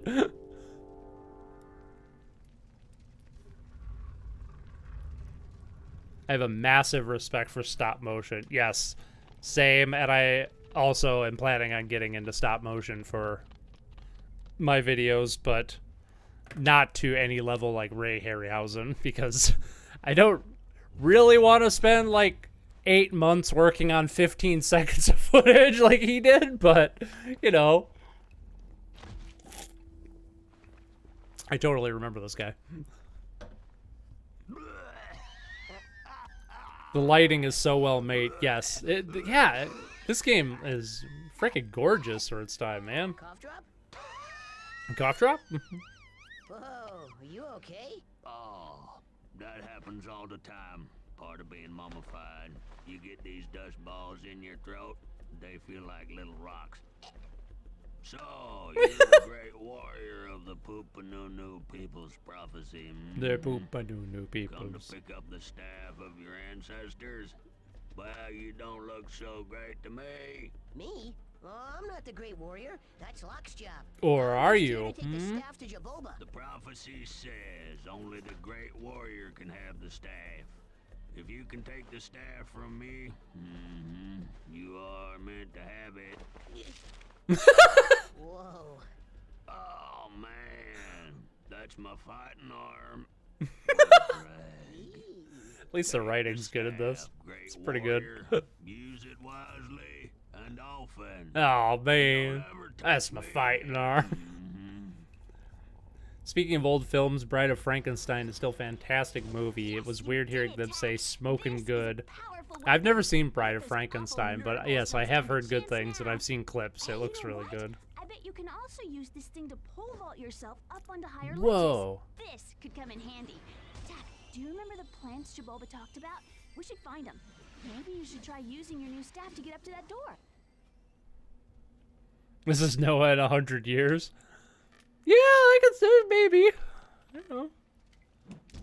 Be 133. I don't know if I'll be that far gone. I'll probably be like a fleshy zombie looking guy in 100 years, but... Boing. Ooh, that looks like one of those plants that Jaboba wants. Jabolba.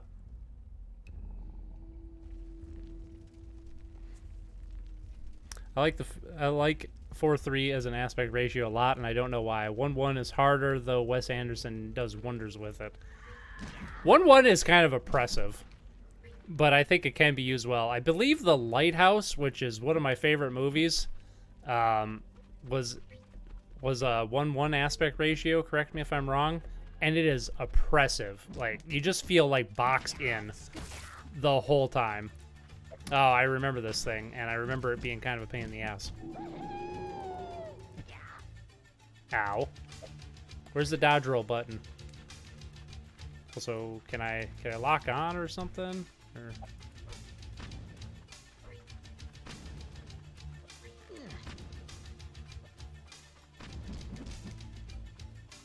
Dang, that health bar.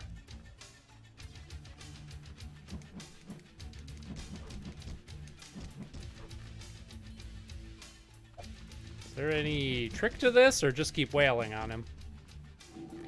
Ugh. Ah, that's the trick. Pull vault smash. Okay. Ow. Somehow I did that.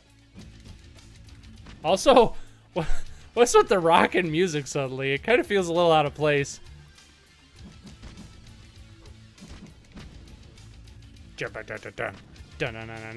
No, no, no, no, no. No, no, no, no, no. No, no, no, no, no. Ah, I died. Dang. You'll get him next time. Oh, no penalty for dying? Alright. Didn't even, like, give him any health back? In that case, I'm just gonna keep wailing on him. That's clearly the most efficient way to win. Now that you've defeated the plant, you can get the small plant from his mouth. It's the one we need to take back to Jabolba. It's the one we need. Woo! Check it. I love doing stop motion. It's really fun to do and see the results of, but Jesus, it's a process that's slower than erosion. Yup. I did a little bit, like in my Super Mario Brothers 2 video when I switched to the side notes segment. I had all those post-it notes coming up on screen. That was something I actually did. Like I actually had my camera and I put a post-it note down, took a picture, put another one down, took a picture, and did that. And that like little bumper there in just moving post-it notes around, that small amount of stop motion I did took about 2 hours to do. It was ridiculous. But it looks really nice. I hated doing stop motion so much, so I can the living daylights out of anyone who does it, especially considering CG you can replicate the look. Yeah, it can, but you can kind of feel, I don't know, like there's definitely some CGI, like what's his name? We're the Kids does some really awesome fake CG or fake stop motion on their channel using Blender. It looks really good. But once I once I realized that it was, CGI, I could sort of tell.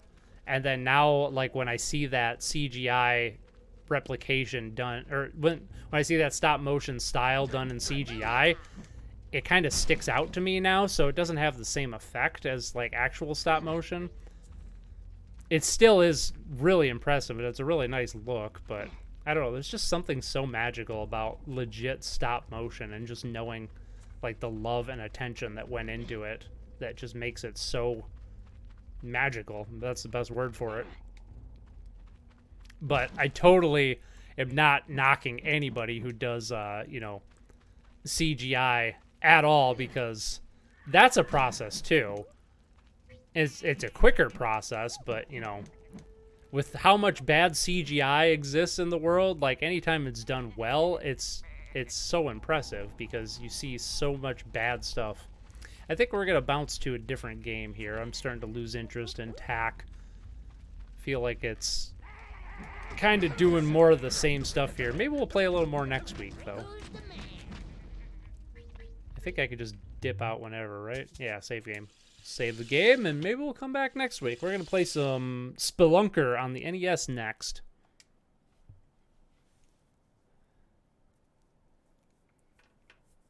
Oop, meant to say appreciate the living daylights. I got to double check my messages. That's fine. I figured I kind of got the gist of what you meant.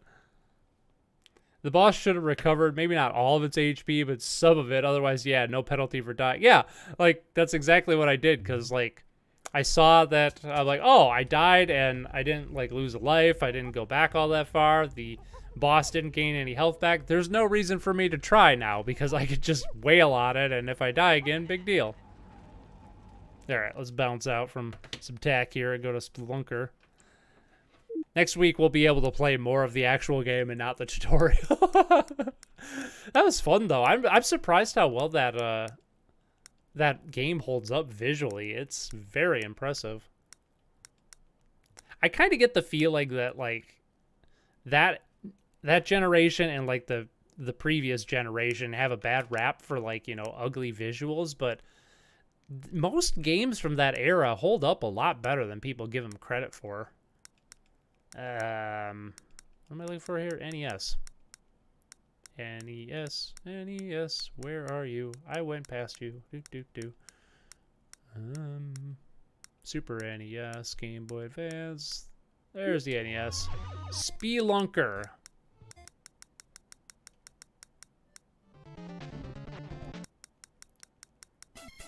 Do I have Spelunker? SP, SP. Smash TV, Snake, Soccer, Solitaire, Spelunker. There it is. Oh, this game. Oh, I have played this game. Okay.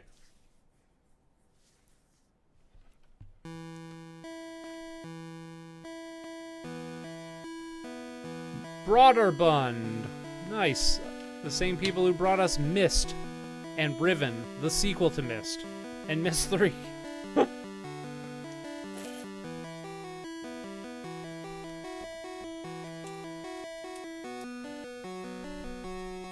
Best Pinocchio film be like, oh, the frickin' Guillermo del Toro Pinocchio movie. Is that out yet? Because I want to see that. That looks so frickin' good. I don't have any love for Pinocchio, but... Oh. Frickin' noob mistake right there. I don't really have any love for Pinocchio, but that movie looks so frickin' good. Wow, this game is frickin' brutal. Damn! Okay, that might be the fastest game over I've ever gotten on stream. Cool. Okay. I can't fall at all. Got it. There's, like, no fall damage. Or, there is an insane amount of fall damage. Okay, let's go down here. Let's jump. Take the elevator. There we go. Climb the thing. Is his ass hanging out? What am I looking at? I think our boy's rocking some assless chaps today. Oh, damn it! He's too busy looking at his ass. Is that a... Okay, I couldn't tell if that was a bomb I could pick up, or... Why is there a triangle moving on the top of the screen? Oh, that's a time. Oh, okay, I understand now. So now we have bombs. Why? Oh my god, I should have known. I can't fall down there.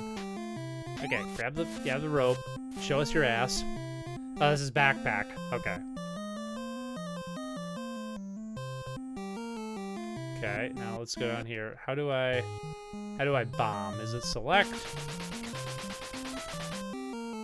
Is that a gun? Maybe I haven't played this game. I might be thinking of a different game. That looks like death, so we're not gonna go there.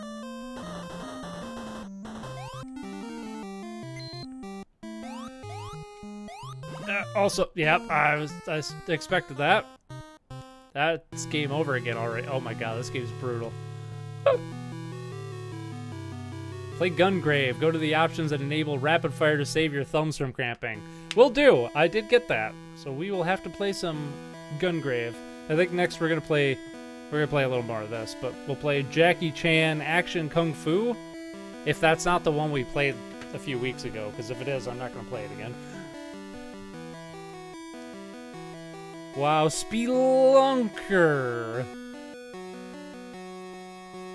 What do you think is the uglier 2000 CG animated movie? Chicken Little or Shark Tale? Ooh, definitely Shark Tale. Yeah, definitely Shark Tale. Chicken Little's ugly, but it's... At least they didn't like try to superimpose celebrity faces onto... and to fish,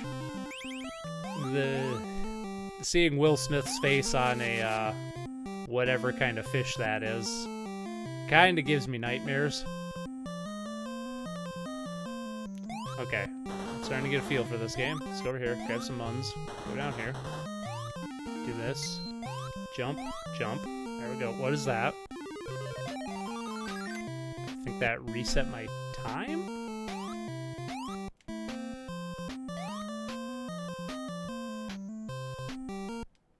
Del Toro's Pinocchio has been out on Netflix for a while. Ah, I don't have Netflix, so... Oh, is that a Netflix exclusive? Oh, I didn't know that. I thought it was going to theaters. Damn.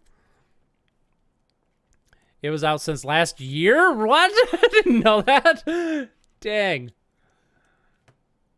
Oh, but do I have to have Netflix to watch it? That would suck. I suppose I could just, like, buy a month of Netflix.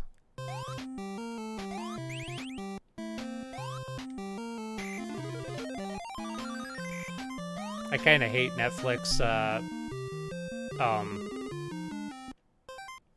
Netflix-only movies just for that reason. Ah, God, jump into the ropes. Gotta jump into the ropes. Okay. Ooh, bat shit. Jesus. Gotta watch out for that bat shit. Okay, is that a gun or a drill? Oh, God. Damn, this game's brutal. I kind of like it, though, but we're going to bounce to something else. Just, yeah, one more run. One more run. I kind of like this game.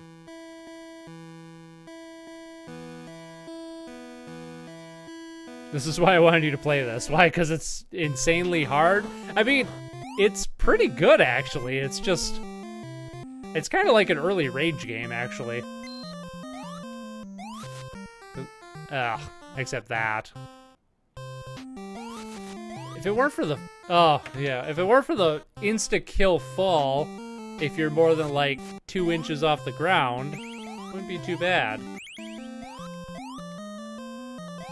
Game's got its charm, though. Why did I do that?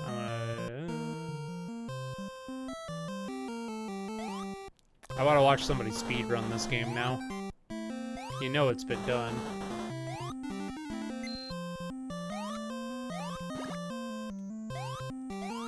Oh, and then you're pretty much just fucked if you get there. Okay, I think we're done here. Interesting game. Jackie Chan Super Kung Fu. Oop. On the thing. Wrong button. Jackie.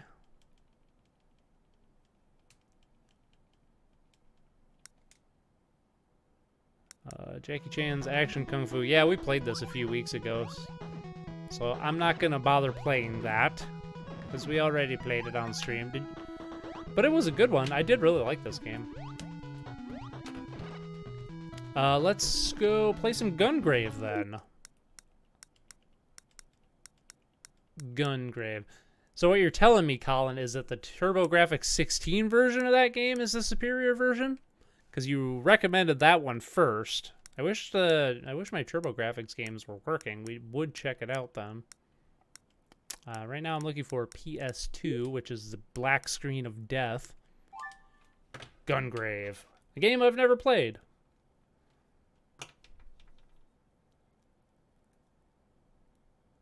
Why do they give you a jump button if you can't fall from any height? Exactly.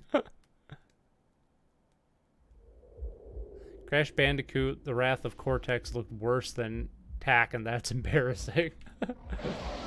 Ooh, that was pretty impressive. Shark Tale, no context.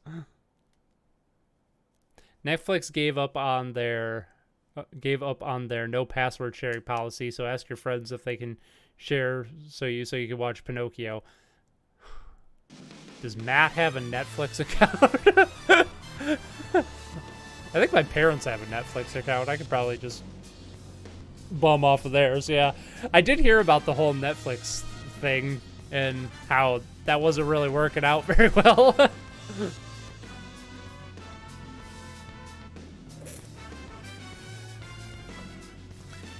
Okay, so I have an interesting history, I guess, with this.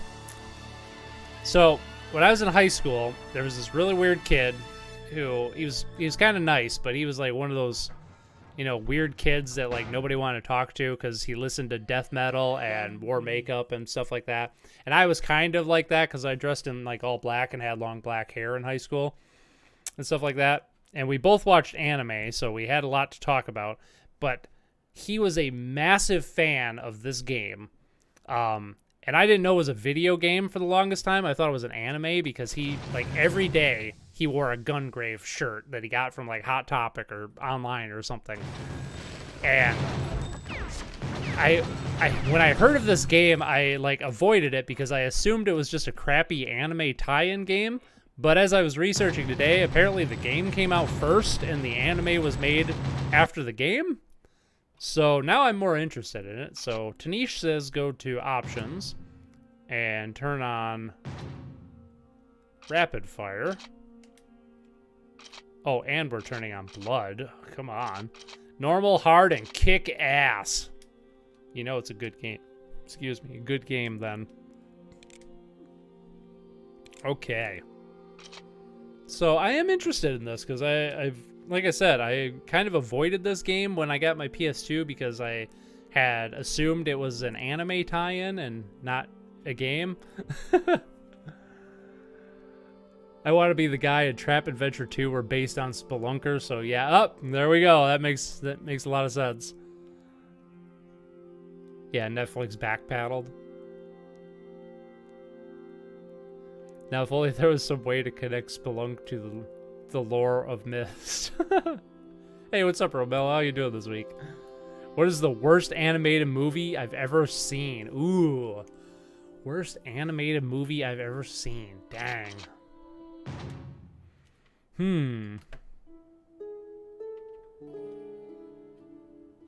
I don't know. That one's tricky.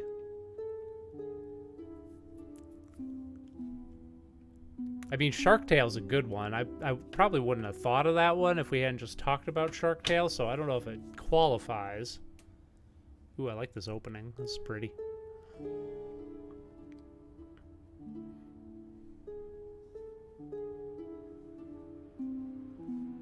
Yeah, I'm drawing a blank on that one. I can't really think of a terrible animated movie I've seen. I've seen a lot of crappy anime movies over the years, but none that, like, really stuck with me well enough that I can even remember their names.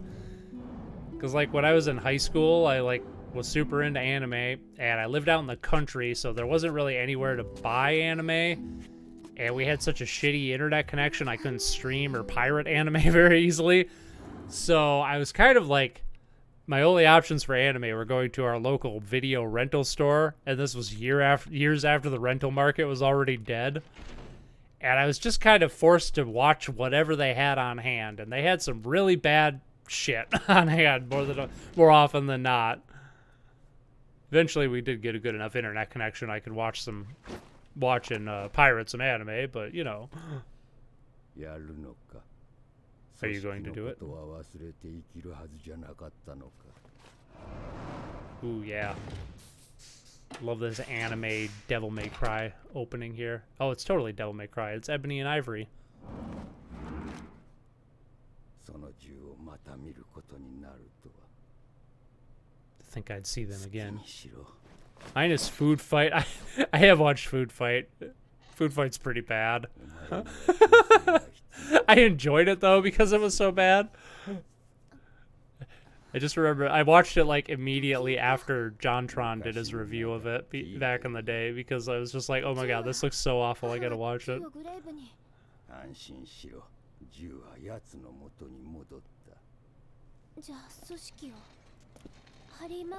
God, Japanese is such a badass language. It just sounds so dope. I've always wanted to learn to speak Japanese. Someday. Mostly so I could play games that were never released in America or in English-speaking countries. There's so many games that were left in Japan that, like, you could never play unless you speak the language. A lot of JRPGs, a lot of not JRPGs, just a lot of games in general.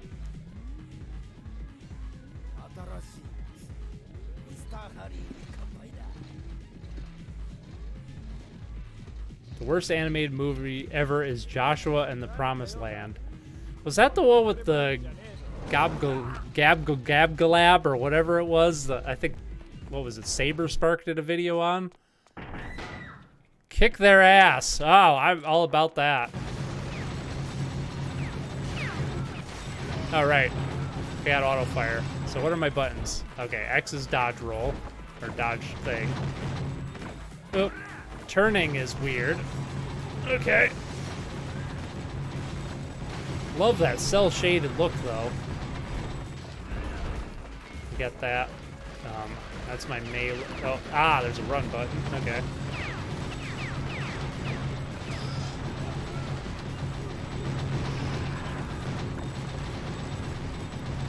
Damn. I can't tell if I'm doing good or not, but it sure looks good.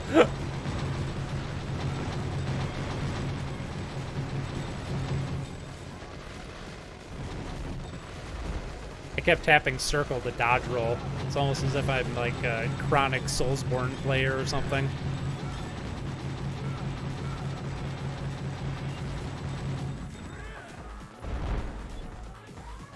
Alright, I'm digging this so far. This kind of feels like a Platinum Games game. Or Clover Studios, I guess they would have been back then.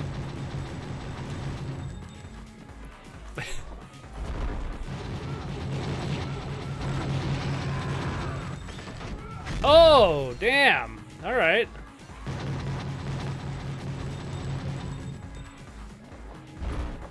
Ah. Doop, doop, doop.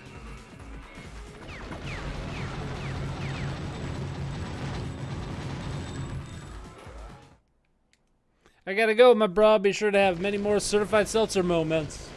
Oh. Will do, my friend. Thanks for joining us. Bye, Stuffies. Thanks for coming out. We're gonna play some more here. 2000s, how edgy you want to be? 2000s, yes. I only saw part of it in a review, but the worst animated movie I've seen is an anime called Geno Cyber? Violent and gory to the point of utter revulsion and depression. Ooh, that sounds fun. This game is reminding me of Persona for some reason. Yeah, I can kind of see that. It was the movie with the guy that awkwardly screamed no, and yes, Saberspark reviewed it. Okay, that's how I've heard of it then. The worst anime movie I've seen was Yu-Gi-Oh! The movie. It was so boring, and it removed stuff from the original release that was much better. Damn. Bye, Stuffies! I never got into Yu-Gi-Oh! I know it's totally not this. Well, maybe it kind of is, but I don't know. My brain thought it was one of, like, the other 80 Pokemon ripoffs of the day. So I never really gave Yu-Gi-Oh! A chance. Doop, doop. This is actually reminding me most of God Hand. Even though, you know, that's a different game. You're not shooting everything, but... Actually, God Hand and Final Fantasy VII Dirge of Cerberus. It's like a mix between those two. Man, even the run is slow in this game. Damn. That is one phallic-looking rocket you just fired there, my dude. A GameStop is closing next to the other city in my area. I'll go and see if I can get something before they fully close. GameStops are dying, man. They haven't really been good for like 20 years, so it's fine. It's almost like physical media has been dead for a while. Weird.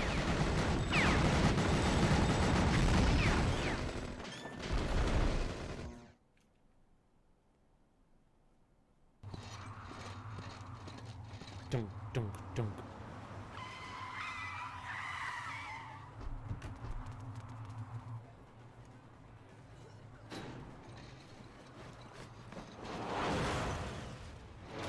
Fuck your car.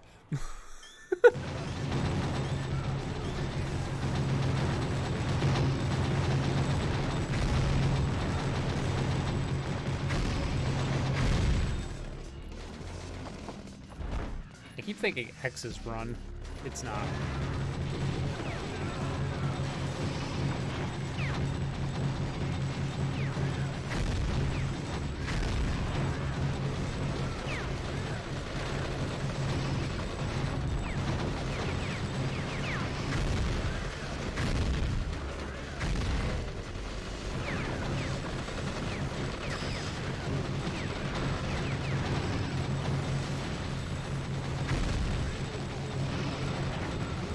Hey, if you ever get the chance to play It Takes Two and get the infamous scene where the main characters murder a Q character.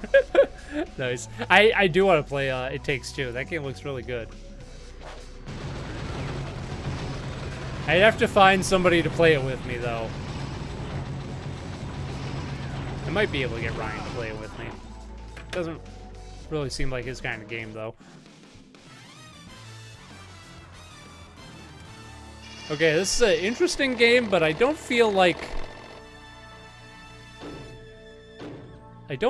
I was really in control very much. It was kind of just playing itself is what it felt like. I don't know how else to describe it. I mean, it was just the first level.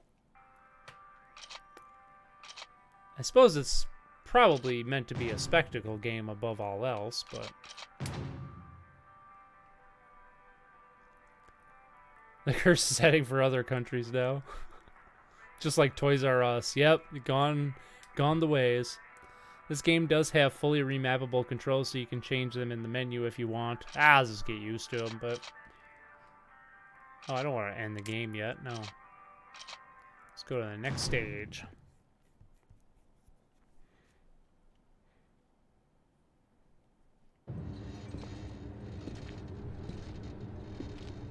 Also, where was that blood that I turned on? I didn't notice any blood. He's kind of a doofy looking dude. Stage 2. Factory. Kick their ass.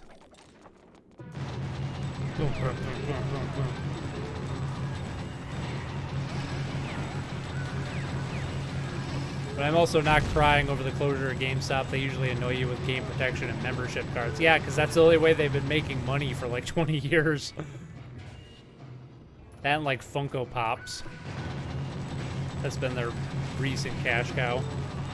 I don't know, last time I was at a GameStop, it was like just filled floor to ceiling with like useless plastic garbage that I don't want. Like Funko Pops and other, like, you know, collectible items. Which I don't really understand the appeal of, but I guess more power to anybody that's into that sort of thing.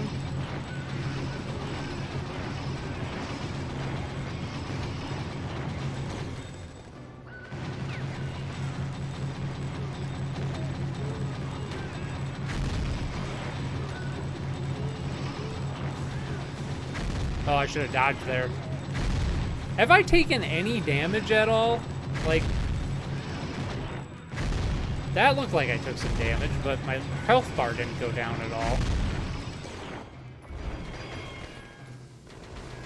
Oh, I missed some guys.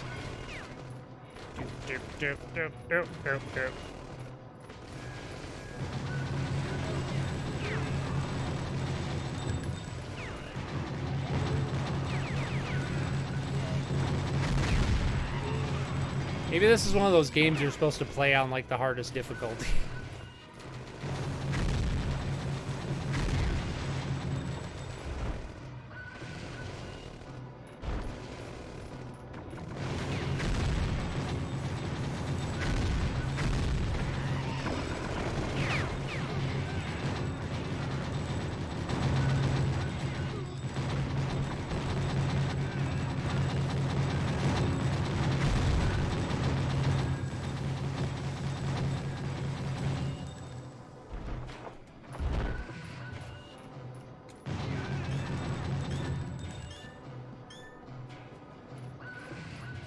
Also, 90s Edge.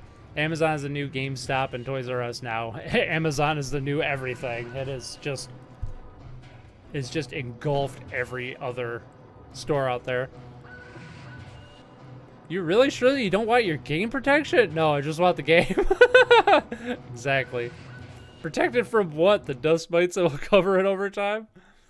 Yeah, I know. You gotta watch that, man. Those dust mites will get you. Have some phallic-shaped rocket. Boom.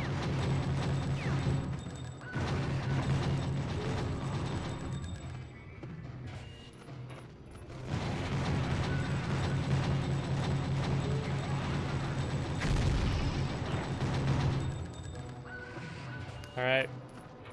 I kind of feel like this game's really boring. Is it just me? Am I missing something? I mean, I took a hit finally. I don't feel like I'd be very good at, like, dodging a hit anyway, because the dodge is so chunky.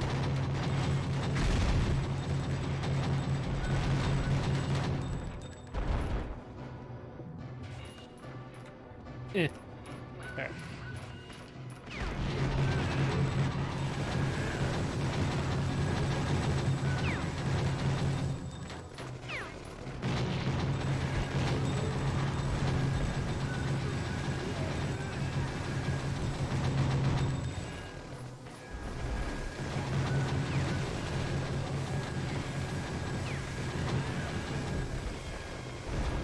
Oh, that guy almost hit me. Okay. Starting to get a little harder.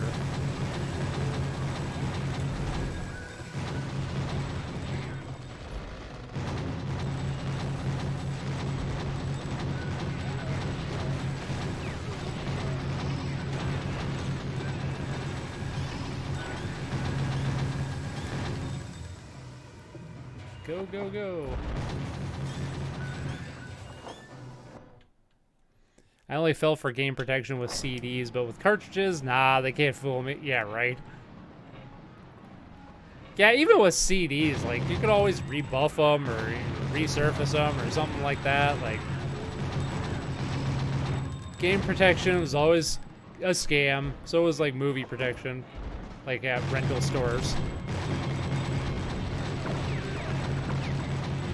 Although I did use that once to get a, to steal a copy of Pokemon Coliseum from my local rental market. I think I've told this story before.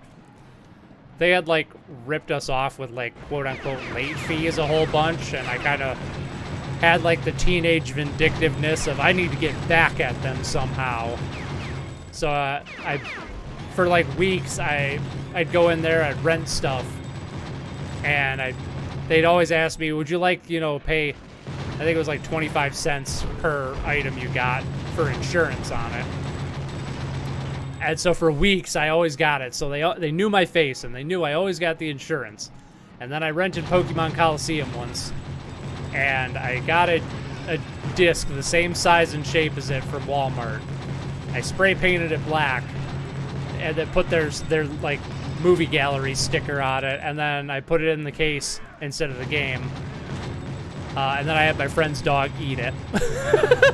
And then I returned it to him and said, yeah, sorry, so, like, I was gonna return this game, but, like, my friend's dog ate it, and they're like, oh, no, I'm sorry to hear that.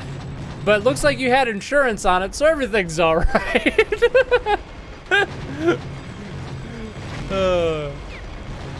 That's how you steal from the man when you're 15 years old and you got nothing better to do.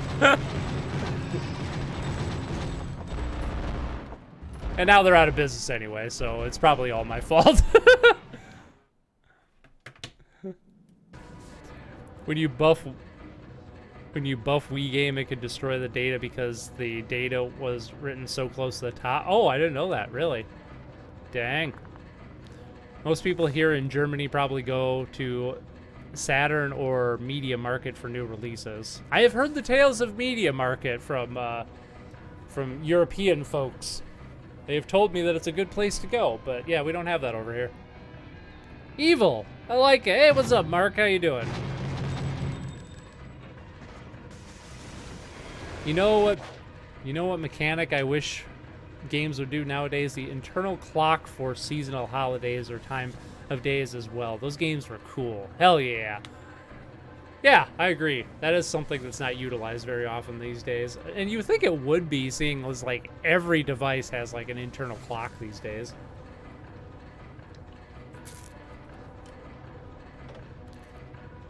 Alright, I'm not gonna lie, I'm not digging this game. It is pretty boring. I mean, I have taken a few hits, but I also can't tell when I need to dodge and when not to, so I don't feel like it's really my fault for taking hits. But I also haven't taken much damage. The fact that there's like 2 enemy models and they just keep changing their clothing is kind of sticking out like a sore thumb to me. And you're absolutely right. If I would have been tapping this whole time instead of like holding the fire button, my thumb would be dead by now.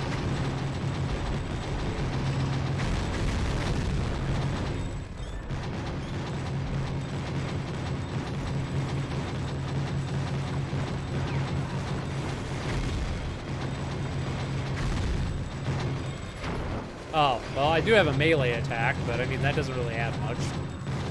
And I have a lock-on, I didn't notice before, but again, that's not really helping all that much. And rockets. Oh, and something, I don't know what that does. Well, I know Target and Walmart exist, but only saw those stores in videos. We Germans sure do love our retail stores. I think most Americans actually hate retail stores, either buying or working in them. They're kind of like a necessary evil over here. I think the second Amazon came along, like, everybody in America was like, fucking finally, I don't have to go anywhere to buy a thing. Yes, please.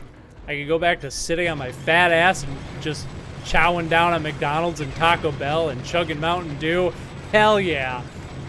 That's all we do here in America, is eat fast food and drink Mountain Dew.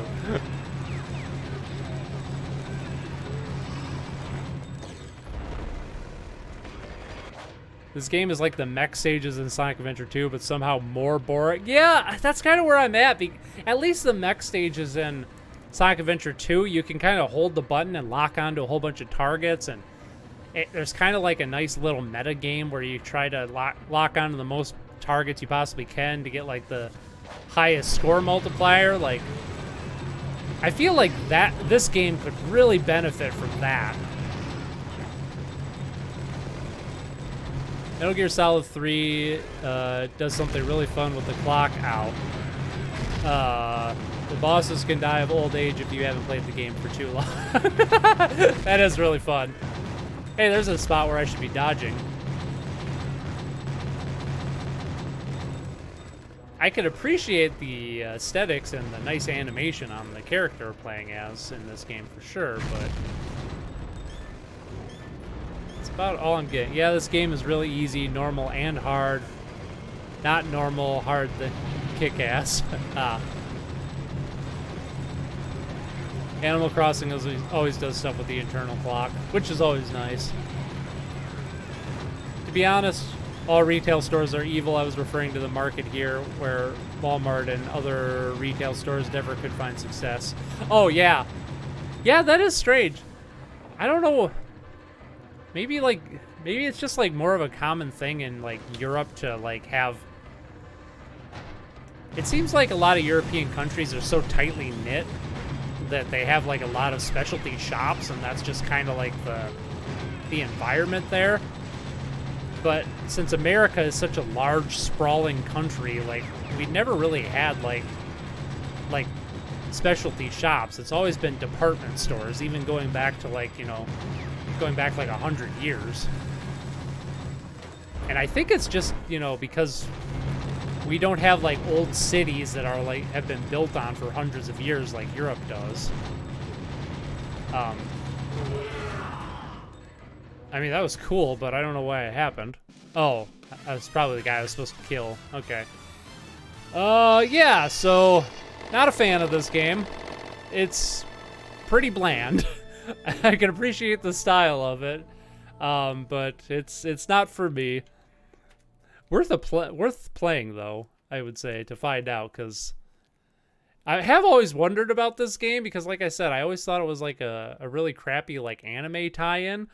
And having played it, it really feels like a crappy anime tie-in, even though apparently the game came out before the anime, according to Wikipedia. So, I don't know.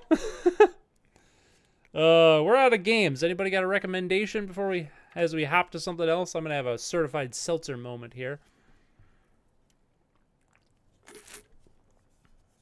Amazon is a new Walmart down to how they treat their employees. True that. Very much true that. I know, I worked at Walmart for a month. It was my first job outside of high school. It was awful. I was only there for a month, if you can tell. I got paid minimum wage, which was, I believe, $6.10 at the time. Woo! Most cities here look ugly. Might be different in France and Italy. Burning Rangers on Saturn. Yeah, if I have it, I think. Do I have the? I think I have the full Saturn library. I've never played Burning Rangers. Well, let's do that. Yeah, I recommend newcomers playing it on hard first. I forgot how easy this game is on normal. Yeah, I might try it again on hard mode sometime.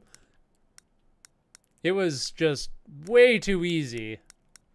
I mean, when you can, like, take as many hits as I did, and my health bar didn't even go down to, like, a fifth of the way towards dead, like, your game's not very well balanced. I got something in my eye, and it is bugging the crap out of me.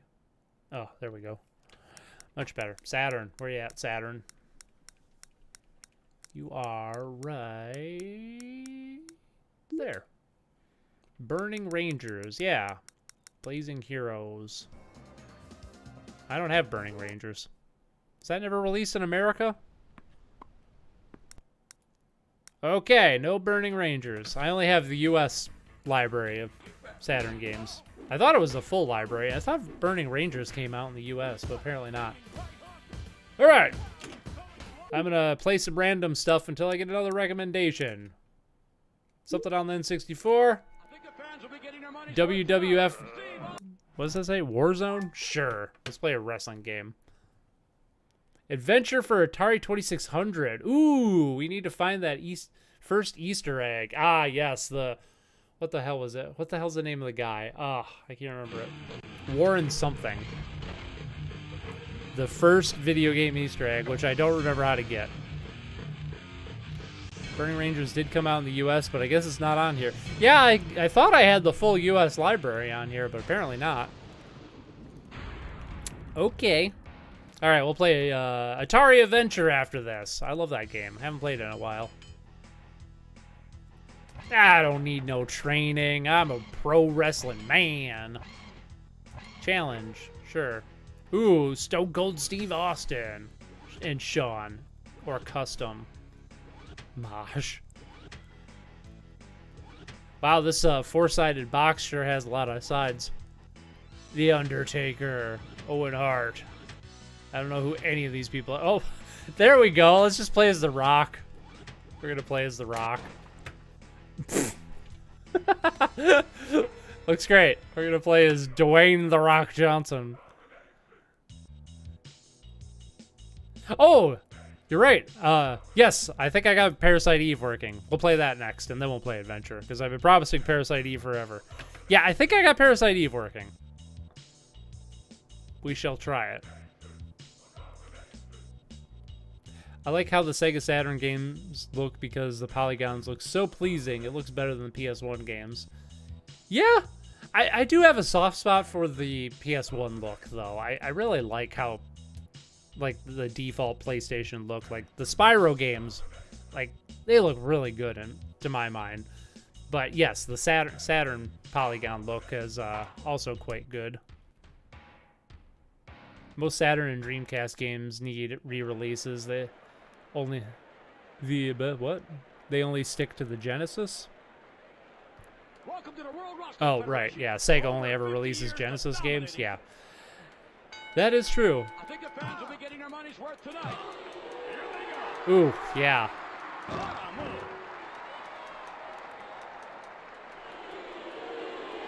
Yeah, I really convinced that I'm playing as The Rock right now. Oh, you got me. Yeah, get out of here. Ugh.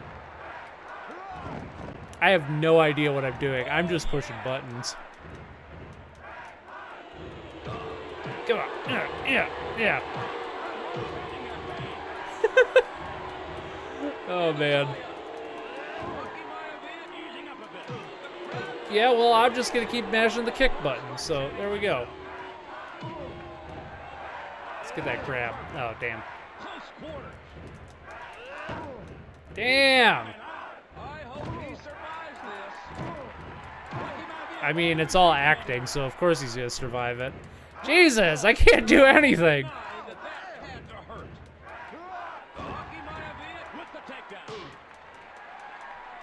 Where's the Z button? Oh, Z button. Yeah, there we go. Get him. Just keep mashing the same button.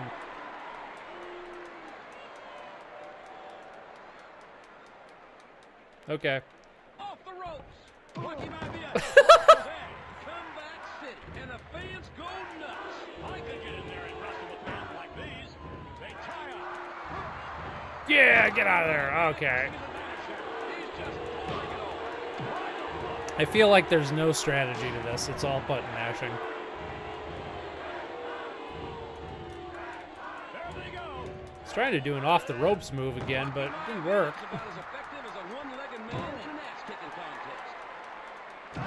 Oh, man. Oh, I think he got me. Yeah, that sounded just like The Rock.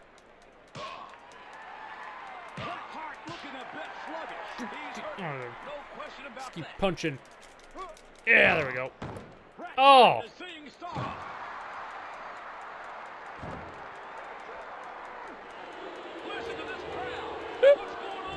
I can't believe they've made so many of these games, and they're all like the same exact thing. Like the Madden games. Like, man, sports games are a thing.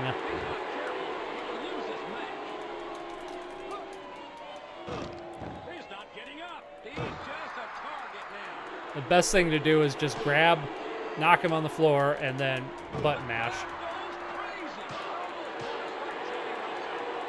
Press 5 times A in a row, 2 times B, and you get a special attack where he signs your welcome from, from Moana. Oh, he sings you're welcome from Moana. Damn, I didn't know that. Oh, not the nut pile driver. Damn.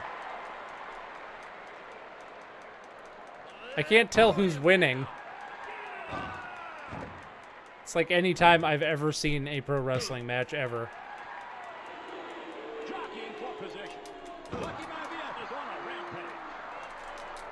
Yeah, get him. Get him. Oh, shit, he got me.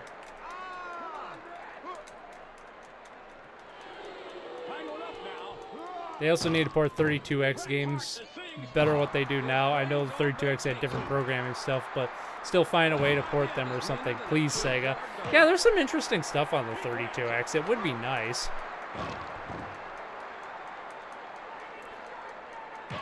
Is this match ever going to end? Jesus Christ. I don't even care if I lose. I just... Come on. The health bars are changing colors, so I think we're getting... Into the ropes. Off the ropes. Oh, God. Come on. There we go. Yeah. Get the frick. Yeah, get down. Oh, this is probably going to hurt. Yeah. Oh, I think I've almost won. I think I'm kicking his ass now. If he keeps this up, this match is over. Yep. Button mashing for the win. Button mashing for the win. Oh, crap. Close quarter. He's not getting up. He's just a... He's down. Come on. Stay down. Oh, yeah. Keep it. Hit him again. That red bar just keeps getting darker and darker. He's got to be close to dead. They tangle. Yep. Oh, there we go. Give him the nut pile driver again. Going down. There we go. Come on. Stay down. You know what's good for you to stay down. Oh, you son of a bitch. Am I the only one who hears fart sound? Okay, now that you mention it, no, I totally hear it.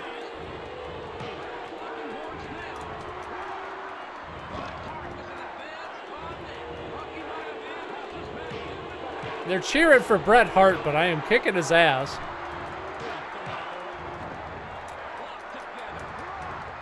Come on. Just stay down, dude. I'm kind of getting bored with this game, but I want to win this match, damn it. Sports games, why do you gotta be so freaking bizarre? I am very confused by the life bar system, as am I. I have no idea what's going on right now. Oh, you son of a bitch. Threw me out of the frickin' ring. Come on, get your ass down there. Yeah. Yeah, hopefully he's out. Let's frickin' stay down, you mother bitch. Stay down. Oh my God. How does this game work? I'm more confused even when they are the same. The latest WWE is somehow even worse and buggy as heck. Yeah, how is that possible? Did I win finally? Draw? Draw? That was a draw? Okay, fuck this game. I'm done. I was just annihilating him, and that's a draw? Damn. What are we playing again? I forgot. I didn't write it down. We're playing something and then adventure. Oh, Parasite Eve. We're playing Parasite Eve, finally, after all these weeks. Assuming it works. I think it'll work. PlayStation. Parasite Eve. Which I may or may not have played before. I don't think I have.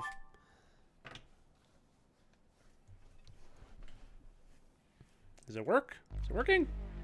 Hey, it seems to be working. Weird game. Let's play something better. Indeed, I agree.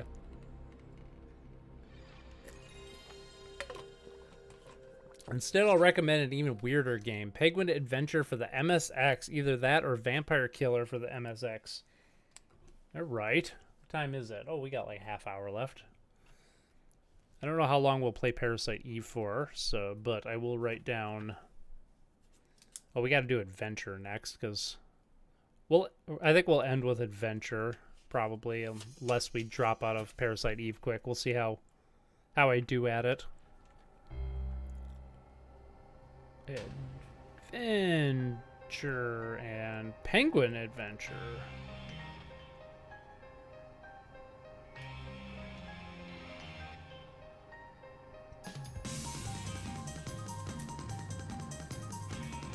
Oh, the Statue of Liberty is crying.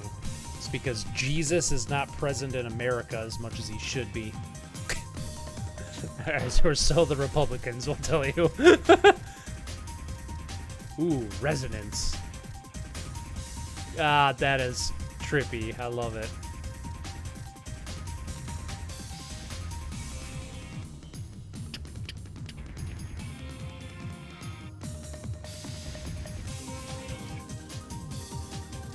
Penguin Adventure on MSX was one of Hideo Kojima's first video game jobs before he directed MG1 and on the MSX2.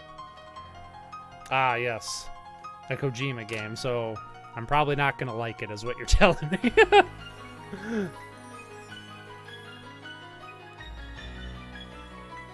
This intro is really cool, and I don't want to skip it. But I hope it doesn't go on very long. Conception.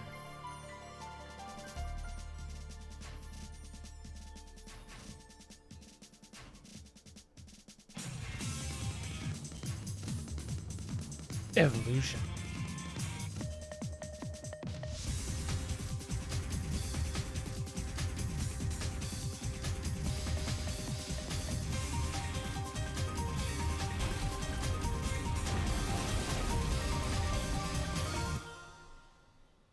That was a pretty badass opening.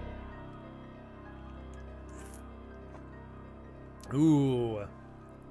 Resident Evil. Oh, Parasite Eve, right. I dislike how some people just lose the other discs and have a game that needs one or more discs to be fully playable. It pains me. Yeah, I had several friends like that when I was in school. You go over to their house and all their discs were just lying about, and yeah. I had a friend who had a copy of Metal Gear Solid, but was it Metal Gear Solid? Or maybe Metal Gear Solid's only on one disc. He had some game like Metal Gear Solid, and he only had the first disc, and yeah, he's just like, yeah, the game just ends after that. I'm like, no, I'm pretty sure there's more to the game. I gotta go. See you next week. Hopefully Gungrave is better on higher difficulties. I'll give it a shot. Bye, Tanish. Thanks for coming out. See you next week. All right.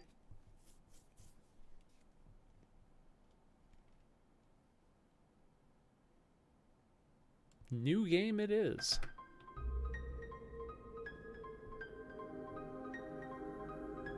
Oh, is this the same opening we just watched? I hope not. This looks in-engine, though. The other one... Well, no, this is also pre-rendered. Never mind. I could tell by the artifacting. Almost looked in engine for a second. Okay, Metal Gear Solid was a 2-disc game. Nice. Hey, that wrestling game is better than Simpsons Wrestling and that very bad Celebrity Deathmatch game for Xbox. Yes. Oh, that was a bad game. I used to really like Celebrity Deathmatch, though. I remember renting that game, or maybe my friend rented it or something. I don't know. I didn't play it for very long because it was bad.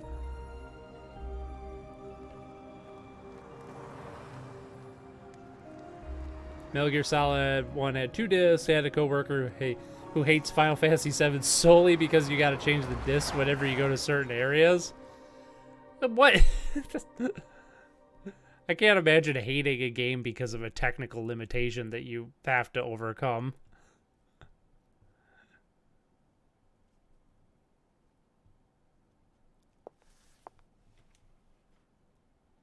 Was this the same exact team who made Final Fantasy VIII? I know it's a Square Enix game, but that doesn't mean it's the same team. But because these character models look identical to the character models in Final Fantasy VIII. Oop.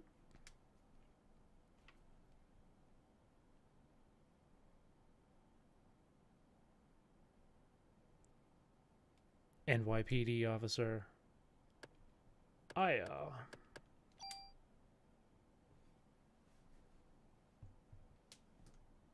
No, not the same exact intro. Give it a sec. Fine, I will. Jeez. It's not like I'm impatient to play a game or anything.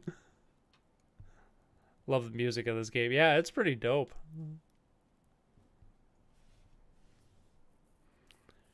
Riven is the worst when it comes to disc swapping. It had 5 discs and made you switch them all the time. What?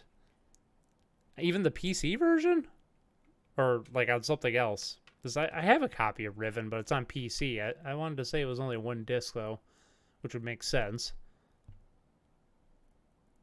Games with more discs I will always prefer on digital format, just like Shenmue 1 and 2. Parasite Eve came out in 98. Final Fantasy VIII was in 99. Okay. It even feels like Final Fantasy VIII.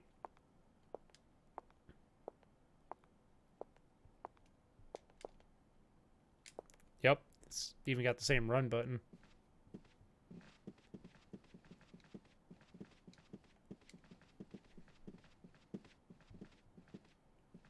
The original PC was 5 discs. Wow, I want to say the copy I have must have came out later or something then. Maybe the one I have is like a re-release.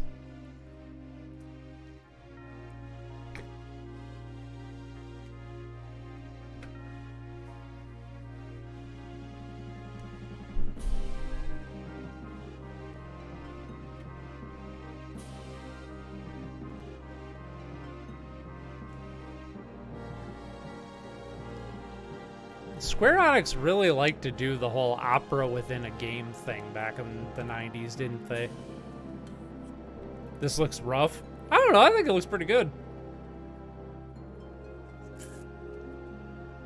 I always kind of had a soft spot for this style of graphics. I mean, it's pixelated to hell because, you know, it's being emulated, so it's sharp as fuck. It wasn't meant to be seen this sharp. It was meant to be displayed out as CRT, but, you know. I know there's a lot of preamble, but these cutscenes are actually really neat and really effective. Gameplay is coming, man, promise. Alright. Thanks for the encouragement. Models zoomed out look so pixelated, I forgot. Later one was a DVD disc, so they fit it on one. That must be the one I have then.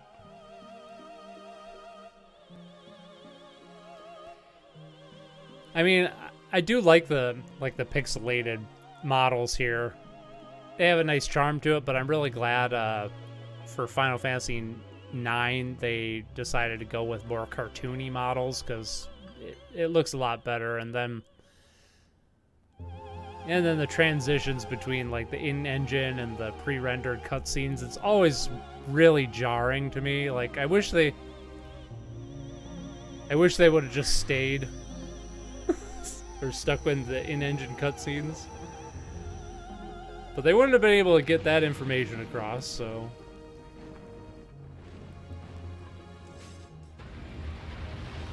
Damn.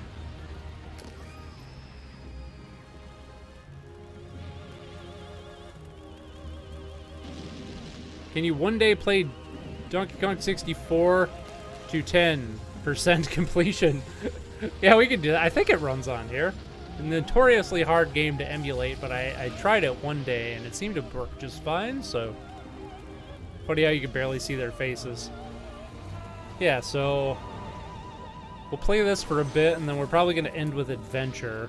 We won't play that for very long. And then next week we'll start with Penguin Adventure and then Donkey Kong 64, I think. Because you all want to see me suffer.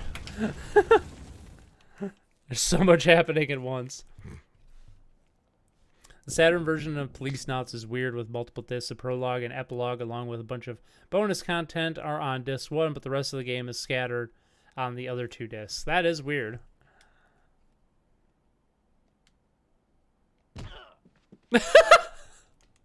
Get out of here. Wham!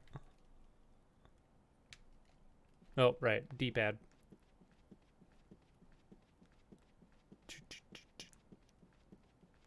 This cutscene reminds me of the theater scene in Inglourious Bastards. Oh, yeah. Great scene. Great movie.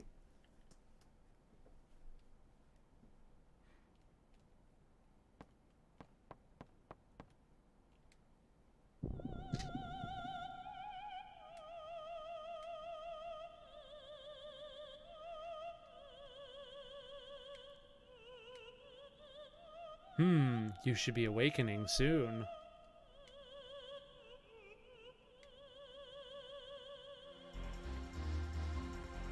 They're calling out.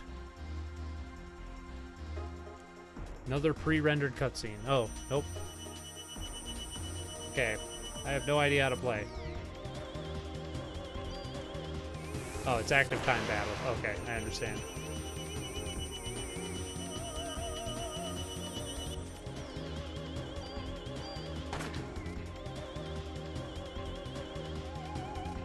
Yeah, I'm thinking I've never actually played this game now that I'm getting a feel for it. I couldn't remember because I've had a copy of this game forever, but I was never quite sure if I'd played it or not. Yeah.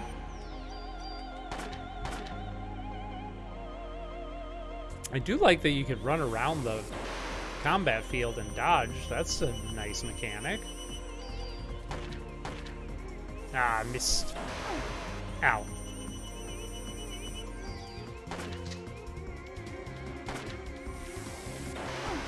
Damn.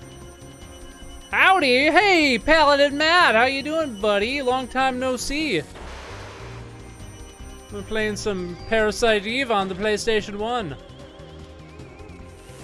I'm not sure if I'm playing it right.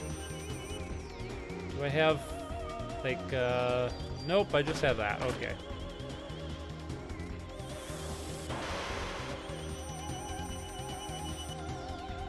Wait, is this more action-oriented? I mean, yeah? I always thought it was just, like, straight-up JRPG stuff, but am I out of ammo? Is that what's going on? Can I, like, punch her? No.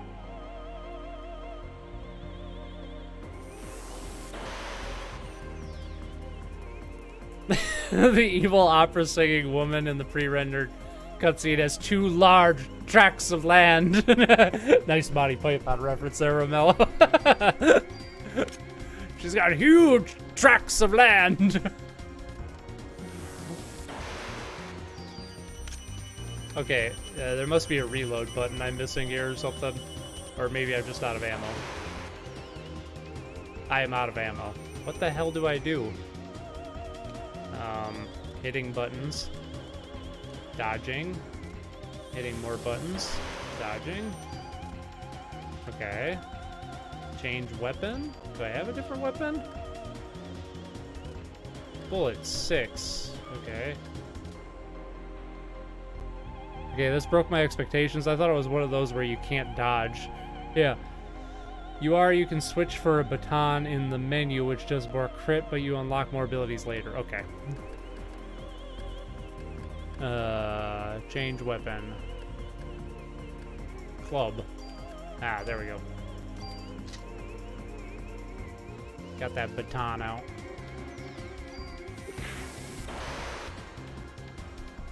She had one more hit anyway. They could have given you enough ammo to finish her off then. Jeez. Oh, God.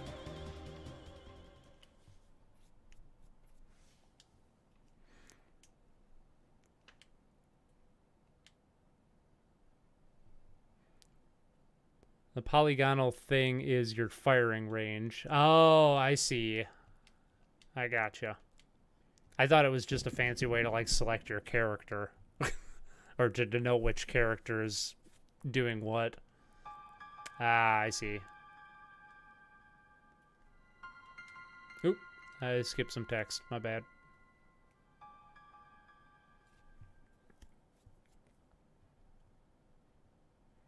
Yeah, in Parasite Eve, it's survival horror meets action JRPG. You can either switch to your club weapon or let Eve defeat you. Oh, I see. I'm doing well, I guess. Yeah, just chilling today. I pretty much sat on my ass yesterday because I was tired. But yeah, it was a good week. How have you been, Matt? God, I've missed you. I haven't seen you for like 2 months. It's been ridiculous. Where are you going? I will point at you with my gun, which is out of ammo.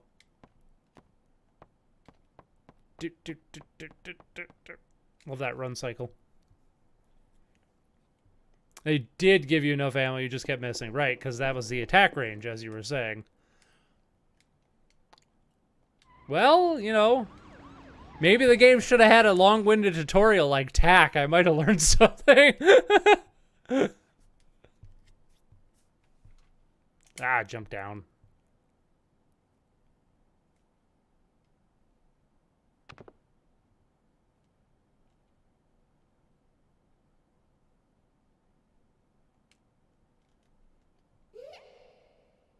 Ooh, creepy. Doop, doop, doop. It has been 1 metric eternity since last time we hung. Yeah, exactly. Literally 5 ever. Fall Eve shall transform, then mutate various other creatures which you can fight random battle style. TAC and the Master of Tutorials. If only Parasite Eve told me that there was a camera stick. Yeah. Matt, we were playing a game earlier and it had a really bad tutorial. It's like, did you know that you can move the camera stick to move the camera? And we're like, all like, wow, you can move the camera stick to move the camera? I didn't know that. It was hilarious. And it was like, press the jump button to jump. It's locked. Was this a FromSoft game? Jeez.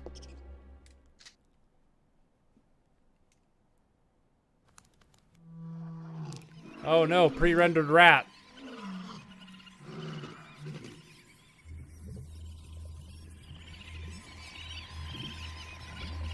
Wow, what a helpful tutorial. That's horrifying. I love it. Oh, that is badass.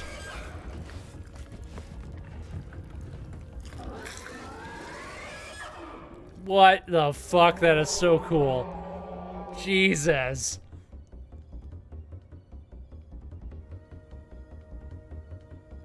That's gonna give me nightmares in the best way. Oh, great. Ow.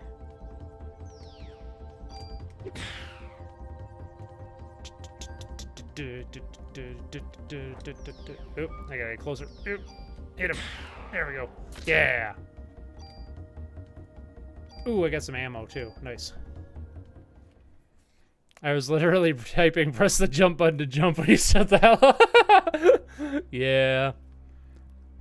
I remember my father had this game, but I wasn't allowed to play it because I was 3 at the time when this game was released.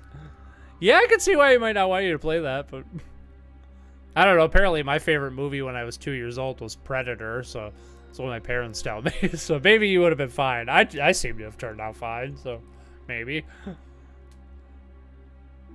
What's going on here?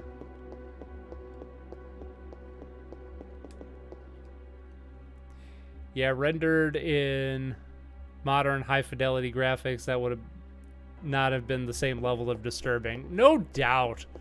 It's another reason I'm against remakes. Not to jump back on that thing, because it seems like that's all we ever talk about on the stream, but... just something to be said for this style of graphics and delivering some creepiness. I'm stuck on a body. Come on, get over there. Circle? I assumed I could do something with the phone because it's blinking, but apparently not. We can switch up to my other weapon, though, so let's do... or back to my gun. So let's do that. Ooh. A parrot. Hot, hot, help, help.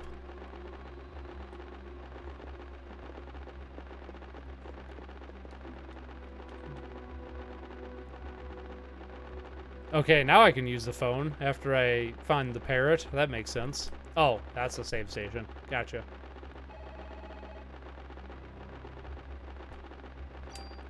Memory card. Weird. You can save using phones. It's one of the buttons. I want to say X. Yeah, it's X. It didn't seem like it was letting me use it until after I found the parrot, or maybe I was standing too close to it the first time. Who knows? Can I do anything with the parrot?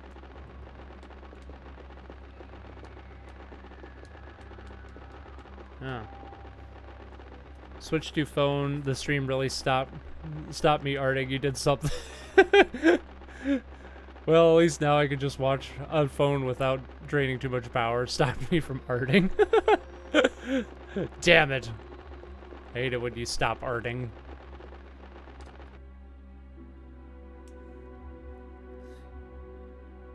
Here's an example of effective early CGI, which we were discussing earlier. The uncanniness of models and animation led themselves to horror. Yes. That's why I'm a little worried about the Silent Hill 2 remake that they're doing, because like the ugly PS2 graphics are a lot of the reason why that game's so effective, I think, but Parasite Eve is one of those BS games where you have to stand almost pixel perfect to find stuff. Same problem in Silent Hill 2. It has actually, you just gotta jitter around a little. I don't feel like Silent Hill 2's that bad. Are all these doors locked? It sure seems like it.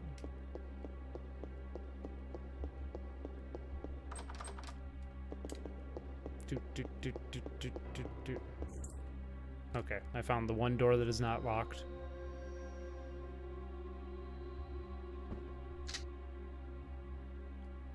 Here, take it. Take everything. It's on the counter.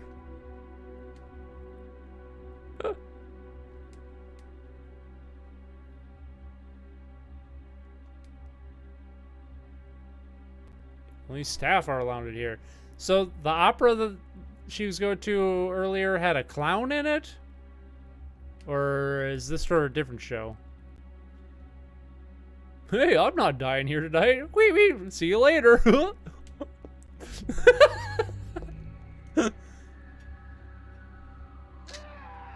I'm not dying here tonight. Immediately dies.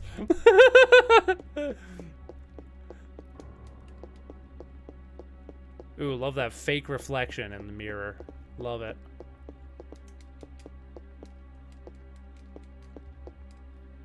Ever played any M&M's games? It never even occurred to me that there are M&M's games, so no, I haven't. Well, don't expect Konami to do something good. Well, yeah, I would watch a clown opera.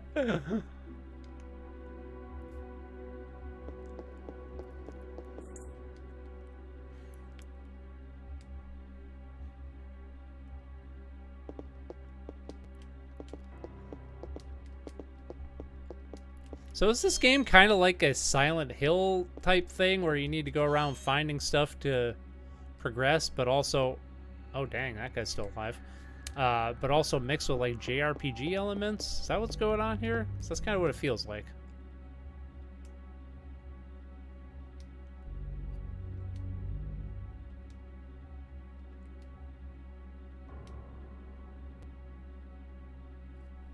Probably got to Suzanne too. You'll have to stop her. Pretty sure he's dead. Damn.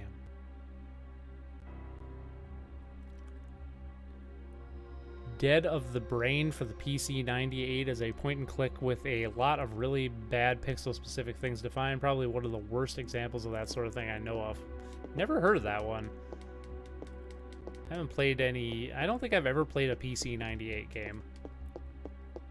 Oh, wait a minute. Isn't that what the first 5 Toho games were released on? If so, I have emulated a PC 98 game. There we go. Medicine 1. That's the only locker with anything in it, apparently. Yeah, Parasite Eve has elements of Resident Evil and Silent Hill, survival horror, so item management and finding keys mixed with action JRPG gameplay. Unique combo that works surprisingly well, mostly. I'm kind of digging the combo so far.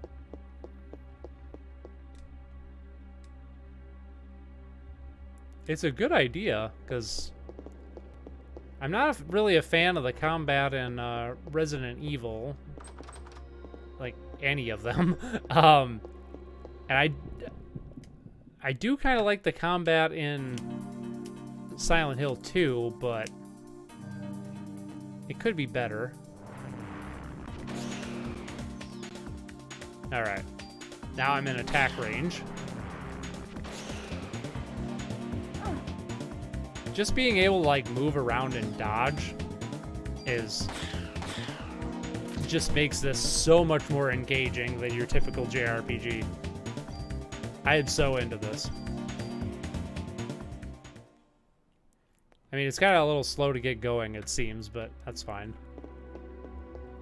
So that happened because I walked this way. Oh, that was probably a random encounter, wasn't it?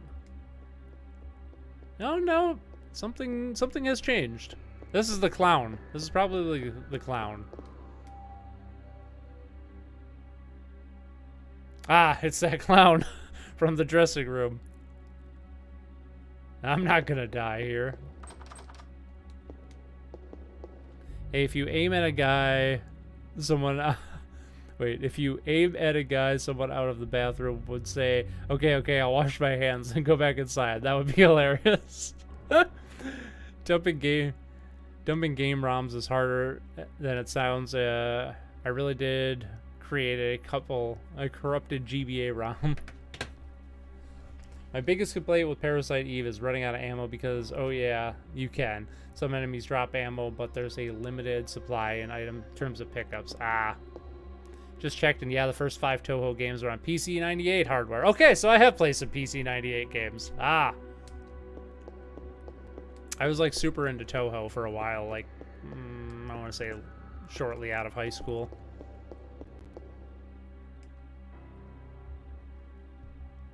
Let's see, there are iron rings on this side. Oh, I can leave. Oh, alright. There are specific spots on the map where you consistently can encounter enemies. This makes backtracking a little tedious, but leveling up relatively easy. Nice. Oh yeah. I don't think we're going to get to adventure today. Sorry about that, Fungi. We'll start with that next week.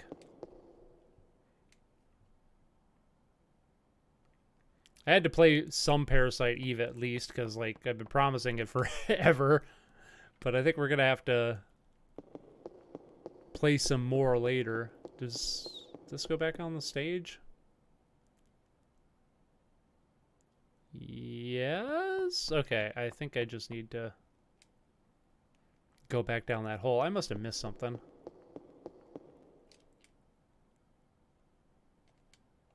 Jump down. You can get a gunblade in Parasite Eve 2. Oh, you know what? This probably was the same team at Square Enix that made Final Fantasy VIII then. It feels like it's the same exact engine. It feels like moving in this game feels identical to what I remember from Final Fantasy VIII.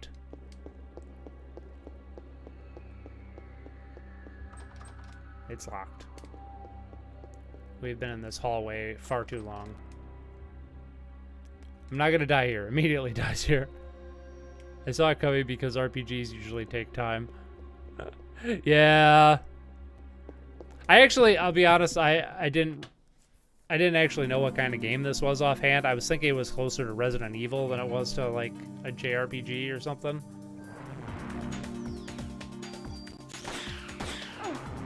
Ow.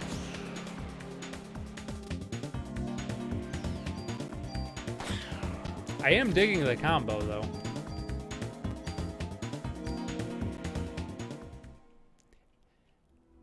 It seems like you can farm ammo with through the random encounters, so that's nice. I tried this door, right? Yes. There must be a key somewhere I'm missing. Should be a few more open doors / lockers with items to scavenge. Actually, Parasite Eve isn't that long, maybe 10 hours at most, so it's longer than my stream. Oh, hey, the bird landed. Can I talk to the bird now? Yes? No? Yes? No. It's like Quest 64 meets Resident Evil. Ouch. Does anybody like Quest 64? I've never played Quest 64, but I've only ever heard bad things about it.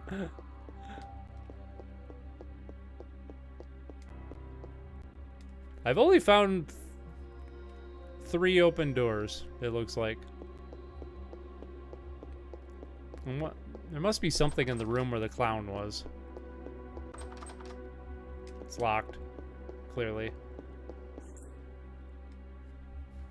You missed the lockers in one of the rooms, but it's getting close to 3 hours. You might want to save time and save one more time and call it. Yeah, we're probably gonna do that here pretty quick. Well, Chad, I gotta go. See ya. Bye, Romello. I'm gonna take off here pretty quick too. See you next time there, bud. Oh, right. Lockers in the clown room. Lockers in the clown room.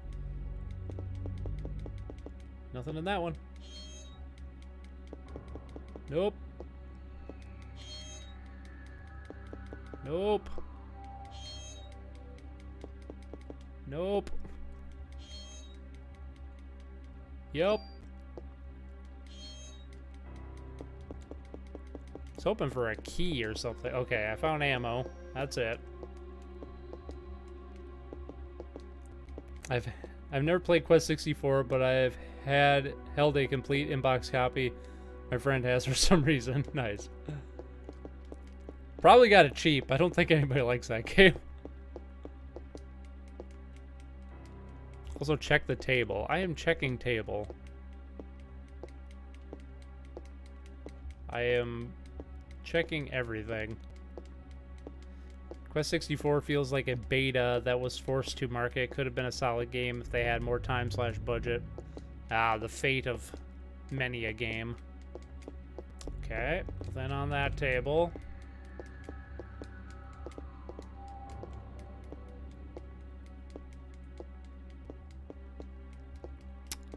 Huh. For some reason, when you said lockers in the clown room, I immediately heard in my head the tune of Dancing in the Moonlight. I think I inadvertently set it to that tune, but I didn't do that intentionally. Dancing in the moonlight, everybody feeling something right. Just found something, yeah. I don't know the lyrics, yeah, yeah, yeah, yeah, yeah. It's a good song. All right, well, that's Parasite Eve. We'll probably play some more of that at some point because I'm intrigued, but I am also stuck. So we're gonna save that so we can continue on in the future. Overwrite Z data. On, off, on, off, on. That's kind of an interesting loading bar, actually. I like that. All right. Cool. Yeah, I'm getting tired suddenly. It is the 3-hour mark. Oh, man.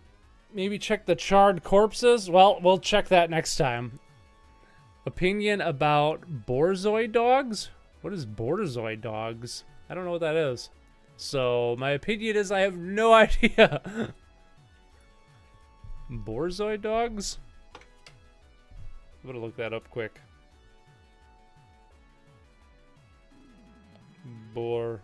Borzoi dogs. Is that a game? Oh, that's that breed of dog that's like trending on like the TikToks and the YouTubes right now. I mean, they're cool. They got them long noises and stuff. They're pretty neat. Borzoi is the long snoot dog. Ah, the dogs with the long snoot. Yeah, they're pretty cute. I like them. They got the long snoot. I had no idea that's what they were called. My brain was still in game mode too, so I thought you were asking me about a game called Borzoi Dog. I'm like, oh, I've never heard of that one.